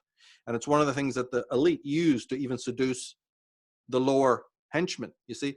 So you're never going to get beyond that glass ceiling to stop it, which is abysmal to be able to say, but anyone who's really studied the subject, will finally have to concede that fact. All that you'll have is a sort of a Jeffrey Epstein lower level debacle. That is it. It's not going to go any higher because it cannot go any higher. A couple of dirty old men, yeah, okay, they made it, so they were sacrificed, because they're going to be sacrificed because they made it too obvious to the public what they were doing. So that's already breaching, the code. There are already people that will be penalized because they made it too obvious what they were up to. And so they'll suffer, penalization from upstairs. So that is canceled because anything to do with that kind of thing is so quiet, right? That on no account would anything be happening in the governmental movement that would draw attention to it. Because one, that attention will not work. It'll only do a small cleanup. And secondly, that level of conspiracy has always benefited from absolutely keeping people in the not know, keeping them dull like sheep, right? So the conspiracy works in grades. So if you see any shuffling or hustling and bustling and loud histrionics and clashing of cymbals and banging of drums, that's going to be short-lived and will finally fade away, because the greatest conspiratorial devices, machinations of the truly Faustian and Machiavellian way have happened when we're asleep. That's their history. That's true conspiracy. And they'll never change that formula. They will never reinvent that wheel. They'll never want, so this can happen. It doesn't rule out a more of a histrionic thing happening, in the timeline. Certainly, we've had world wars, as I said, but still, even given the furore of it, and the spectacle of it, the extravaganzas that they often throw, the real conspiracy moves on like the Tolkien's fucking riders through this town, man. You don't even know they're there. Even when you're looking at one, you can't see it. Yeah, it's too sophisticated. It's too quiet, right? It's got you mesmerized. Right? You even look at it and you see something you see angels where devils are, right? That's how powerful that shit is. And the kind of ability to see in the dark there, the world doesn't have. They're completely sacrosanct, because the kind of wisdom that you'd need is so great that you'd have probably already come up against them in that pursuit, and they'd have already taken you down. Right? So that's canceled. When you really know the depth of it, nothing that happens on the the sort of the foreground of the picture, so to speak, has that much relevance, even when it can be quite like good. Like, hey, the guy's actually telling you he's an insider, he blew the whistle. Yeah, but even with all of that, it doesn't really make the dent that it should further up, because the whole world system from the time of this BC period has been set up so that it can't. They use that bloody pyramid for a reason. You ain't getting upstairs, mate. There's no gate crashing there, no matter what you put together. There's no getting past that ceiling that they put up, no matter how many Uzis you got. It's just not possible. They got too many tiers, and some of them are completely impossible. But that doesn't make you inactive and say that, no, well, then on the tier that I do exist, I'll bloody make change, all right. Well, that's what I'm talking about, heroism. But at the same time, temper it by knowing, yeah, it still didn't make a dent. They pulled up the ladder. They can restructure the whole of the world's order, but they won't do it because incrementally it's taken so many billions and so much energy of their own people to get to where we are now. They're going to preserve that status quo. You've got to think as they think. So all of this extravaganza, right, and furore, that is temporary and will soon fold up, because the greatest triumphs that they've ever got, the greatest victories that they can rack up to their name, have been done with our complicity or our ignorance. of the matter. Mm-hmm. Mm. Yeah. Wow. But write it down. Take 100 lines. The mystic has no problem. The mystic has no And problem. put that over your bed, people listening to us. Yeah. Yeah. And I think that's a great way to temper this and to kind of get into the conclusion here of this conversation. And I know we hopped around a lot, and I definitely, I feel like, you mentioned something about scatteredness, and I don't know exactly how, and I'll just be really transparent in this moment, especially with this conversation, because I didn't have everything planned out. I knew that we were going to hop on and just kind of get into things as we have. And I appreciate your level of clarity, because a lot of these concepts, I've been swimming in the swimming pool. I've been swimming through the fish tank, moving through some of this. So I don't know if any of my communication has been a little unfocused or scattered, but I definitely kind of leaned on you. And that's why I had you come on to kind of recapitulate and refocus some of these ideas that I've been trying to kind of trying to structure so I could see clearly. And one of the things you just mentioned now is in support of that, which is, what can you do?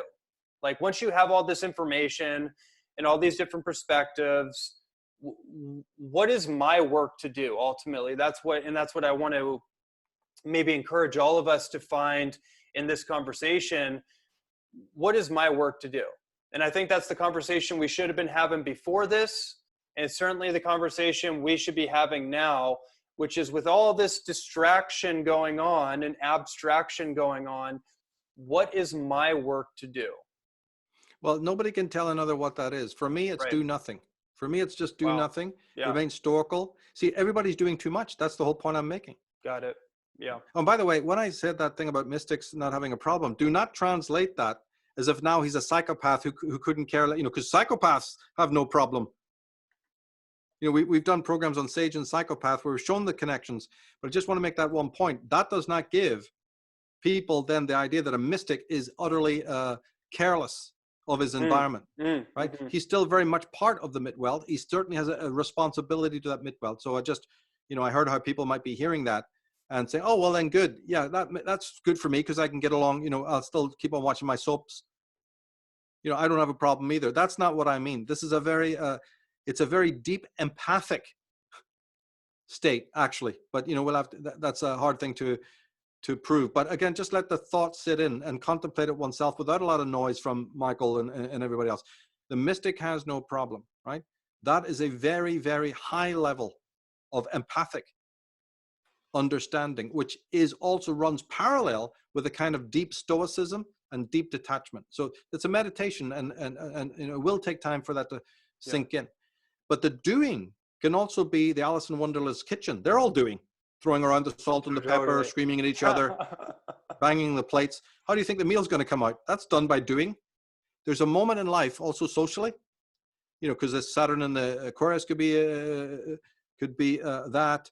There's different other, astrological phenomena that can definitely indicate that. Retrograde could indicate that. But in general, I think that the doing is too much. We're overdoers in this moment. And so there's a new meditation, which is, like Bruce Lee once said, I prepare every morning, like a student at his first class, I prepare a blank mind for the day to write upon. If only, right, we would be guided by that, right, and come back into deep presence, deep relationship with our own pain, as we've discussed, in which you let it be a guide and a tutor, where you do learn from the falling leaf, right? And you become very phenomenologically present. That's kind of a grounding that is needed, And in that, what happens is, when I say that the mystic has no problem, it's because he is so fortified in himself, he is so grounded in himself, and he can call on his daemons and his angels to take the problem from him, to contextualize it, right? He's in touch with the core of the earth. So he has no problem, because how could a man of that great strength have a problem? He can be in a dungeon for 18 years, strapped to a wall. He still has no problem, right? Read Byron's Prisoner of Chillon, right? The poem. There's a different transcendental letting go, which involves not having the problem, which is a mystical process. It's not a psychopath going, well, sure, I've never had a problem because I don't give a fuck about anybody else. I have no care anyway. Let it all happen. I'm all right, Jack. That's not what I mean. Yep. There's millions of people like that, right? In fact, many could argue that our whole our whole society has psychopathic traits. Well, Yep. these leftists you've been talking about, the loony left, you're getting warm there, all right. Kerry Bolton calls him the psychotic left, and he's totally right. So this kind of comportment that I'm talking about is born in deep fortitude. It's granite, because you're standing there with some heavy duty power that you've awakened, and that is that you're working with. And in that, it's like a bird on a tree with a tiny little grain in its mouth, and it drops and it falls into the ocean, right? Yeah, the mystic has no problem, because he doesn't see himself, right, as a drop in that ocean. He sees the reverse, that he's an ocean in a drop. And his daily meditation is then to become completely aware of that. Then he's got his function and his role in the Mitwelt, right? Because we're Eigenwelt, self, Umwelt, nature, Mitwelt, society. Mitwelt being with others.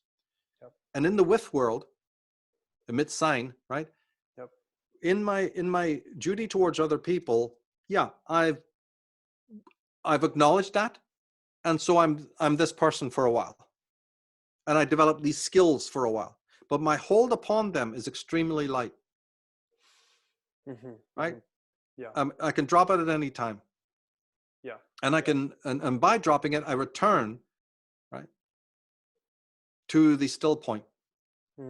And the person who is in touch with that still point, you see, cannot be wavered. It doesn't mean that bad things don't happen to him. Like I said, they could end up boiling you in fucking oil, but they haven't really taken away your essence. And you're processing your shadow, right? Because the body is very much a part of this process as well, right? Because it's one of the things that you're learning from, not just the falling leaf and the beautiful sound of the water. That's all important, but the sound in here, right? There's a sound in here, a voice, an intelligible voice within your own being, speaking to you on a daily basis and offering you that power, not just the muscular power of physical strength, but energetic, bioenergetic strength that the martial artist is working with, the chi or the ki, the prana, the bioenergy, whatever way it works for you to understand. Spiritus, as a matter of fact. So the language besides, there is a deeper intelligence, and we're not connected to that. And that's what our big brother knows. As I've been saying for years, the fact that they know how weak we are, how ungrounded we are, right? How little we know about our biopsyche, the more they can disembobble, they can pull the thread and all the beads just run around the table. But the person who's got it, right, and who stays within the center and cultivates that and is aware of what his inner voice is saying, you see, his somatic intelligence is awakened. That person is very far from somebody who can be messed with on that level. That's a brilliant point. And man, I could go on another hour or two with you easily, especially now it's opened up a whole new set of Pandora's box into human potential, really, because like ultimately this whole and when I say this situation, I don't mean this literal situation, I mean this situation, like the big that's been unending since the beginning, whether it's the Titanic or before that, since the inception of our country, world history, Operation Paperclip, which you kind of alluded to, right? The whole idea that this is, secret forces or secret agents from different governments shifted over to ours that infiltrated, and I'll let people do their own research. But the point of the matter is, we've had controlled opposition to our human potential from day one. And I think there's actually a necessity there from a maybe a cosmological or a spiritual perspective, maybe a God's eye view perspective, because the humans in the ant farm, we can't see, the caterpillar can't envision what the butterfly sees. But if we can get that higher vantage point and perspective, maybe we can see the implicate perfection within the conspiracy, within the drama, within the friction. So when we're experiencing the dynamic tension or the dynamic instability, we don't freak out. We don't jump on these rabbit hole perspectives that are going doom and gloom or black and white. We actually have a balanced perspective and can see kind of like, hey, there's post-traumatic stress, but there's also post-traumatic growth, right? How do you create a diamond? How do we actually, my experience has been, I can self-voluntarily put myself through resistance and I'm going to grow just like I work out. But it does seem like in life, the times that I've grown the most and evolved the most is when my back was up against the wall, when I had to figure the damn thing out, when my plan wasn't working anymore and it was breaking down and I had to figure out a new plan on the spot. Those seem to be the times where I've grown the most. And apparently spirituality is all about growth, right? It's not about convenience. It's not about just sitting and meditating all day long and just being comfortable and convenient. Everyone keeps telling me that the point of spirituality is about growth and evolution. So maybe there is a point to all of this beyond my own personal preference. Well, you see, there's always, by being a human being, we have empathy, right?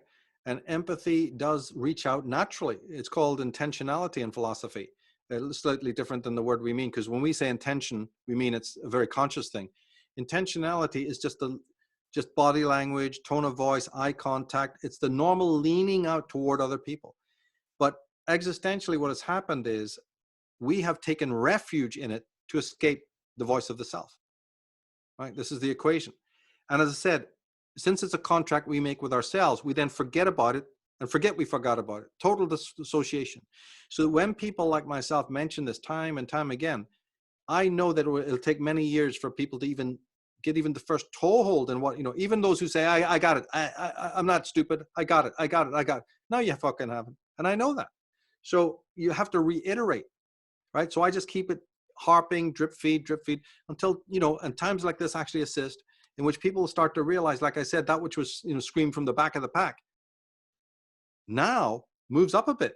And people get to grips with these simple truths, you see, and simple U-turns in your own personal life, reorientating back to what you really believe, a bit of centroversion, a bit of introversion, can really make large scale differences in your perspectives, in how you work with other people, how you let them intrude into your existence, right? How you call a spade, and even in career, it will definitely, affect you on multiple levels. And all for the good. So what you've got to do is realize that you are in a living environment. Your world, your cosmos is living. It has your best interests at heart. It never throws you challenges that you cannot overcome, right?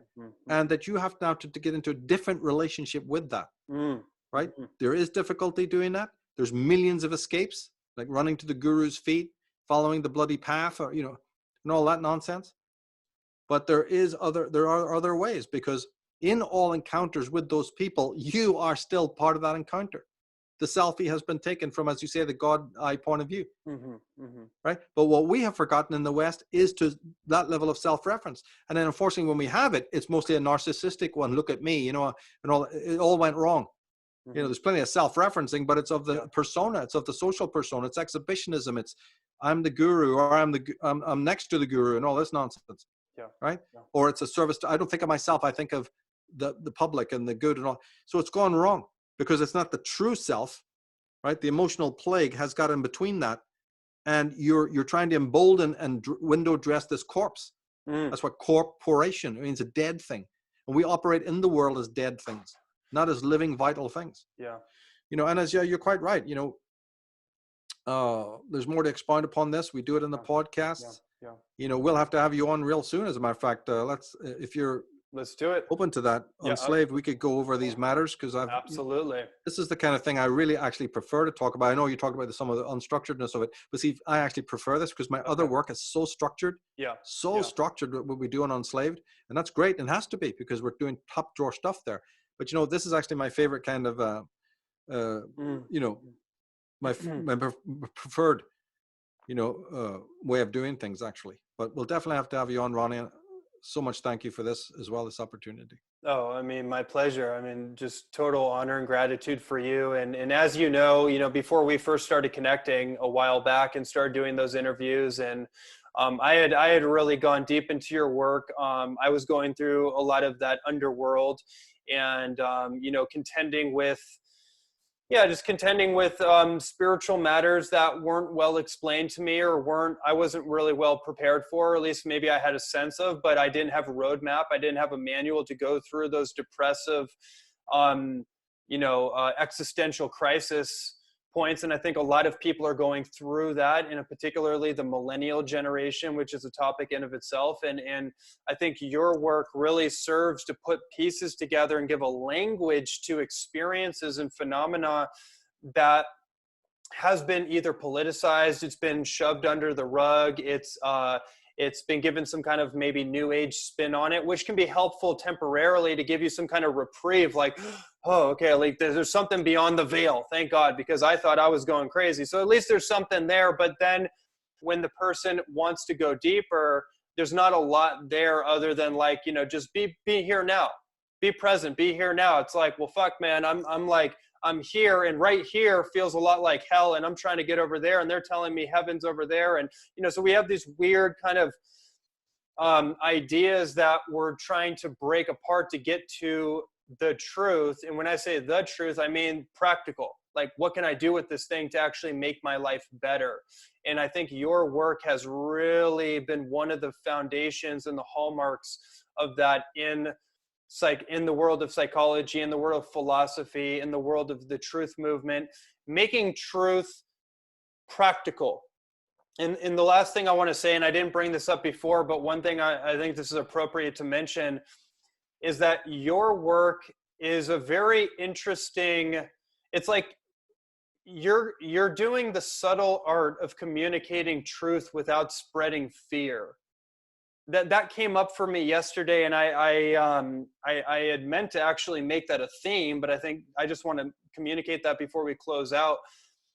There's a subtle art to communicating truth without spreading fear, right? Because most of the truth, like whether it's the Alex Jones variety or the David Icke variety, and it's all good. However, there's a carrier wave, there's a vibration that gets carried, particularly through Alex Jones. I mean, you know, that's just his, you know, when you look at a character like that, you also have to take into account the physiology and the body mechanics and the health and those things. Have we put that together? Maybe not. You know, a holistic perspective. I think you, better than most, if not anyone, are able to communicate clearly truth without spreading the fear virus. It's almost like when I hear you, I've heard very uncomfortable truths, but I felt comforted by the truth, if that makes sense. Yeah. It's definitely not popular, you know, because again of that quick fix thing. Yeah. I don't have any solutions like that. I don't have quick fixes. They're all something that will take a lifetime. It's like my lifetime has gone into studying these things. And I've had to be reconciled to the fact that it is a very slow process. Even one of these things that we're looking at is itself pretty much a lifetime of persistent, consistent study, right? And rumination. And I've had to, you know, commit to that and make sure that those distractions were minimized to get what I have to say, you know, and all of that. So yeah, it's not a quick fix. It's not a spinner rack. You know, it's constant polishing. It's constant putting it down again, stepping back, walking around it, you know, rejecting it, you see? And I'm used to that process now. I'm used to what it takes to have this apophatic approach. Not screaming through any megaphones or bashing any tables, you know. Right. It's a discussion. It's just like, you know, it's a discussion. Yeah. You know, in which everything I know could be wrong. You know, and that's also very frightening. So there is a fear, but it's a healthy fear. It's a white fear. It's you know, a fear in which it's also can release you, because if you're holding the reins very lightly, you know, but you have a great deal of passion, you leave the door open for the other voice to come through, because there's nothing that you're iterating, right, that the other person doesn't ultimately know or intuit inside. Yeah. And so what you're really doing is midwifing the truth forth. Right? It doesn't have your signature on it. There's definitely admixture of one's own consciousness and one's own thought, but we stand on the shoulders of giants. Yeah, totally. You know, and my God, that'll humble you, you know, and that's why I love delving into the works of great giants. I love it. And I will never stop doing it. A lot of my books are dedicated to the great men and women, you see, who inspired me. So yeah, there's admixture of my own thought and quite a lot of it, but the thing is that I would never have got there, would I, if I hadn't dedicated the time. And because I really love this work and I'm passionate about it, I'll give those other writers and give those other thinkers the time that they deserve. Right? I won't just leaf through it, pick out some parts because, this makes me look good, which is a lot of people are doing. It will be far more empathic, far more sincere. And I think people, the people we have as members and everything, and through the years, they are the sincere ones and they love what they're getting. So, but it never ceases being an adventure to me. It never ceases being something that I'm always in a learning process with, because there is so much to learn. But never learn it in a way that is coming from a feeling of lack, right? A feeling of disrespect, irreverence, or fear. That will lead you nowhere. That will lead you to psychosis. Most of the people I've known in my life, who I would have said accompanied me on this road, so to speak, have gone off the edge. I watched them melt down year after year after year after year. They start as one thing and they end up something completely different, right? Yep. I've seen that just in I've seen that just in the food world, the nutrition diet world, because you're dealing with ideologies, and the ideology can become somebody's identity very quickly. That's the whole thing in itself. But I've seen that same thing play out. So I can only imagine in your world, in the swimming pool you've been swimming in all these years, how much more intense that can get. Yeah, I mean, definitely. I would say I've known about at least 7 full-blown psychopaths. Can you believe that? That's not an exaggeration. Yeah. And since they now know that there's semi-psychopaths out there and then quarter versions, it's actually larger the numbers than we've been told before. It's actually quite a lot, and so you run into them. So I've run into that, and I've run into, people who flaked, who couldn't handle it. And that's the story of my life, actually, so.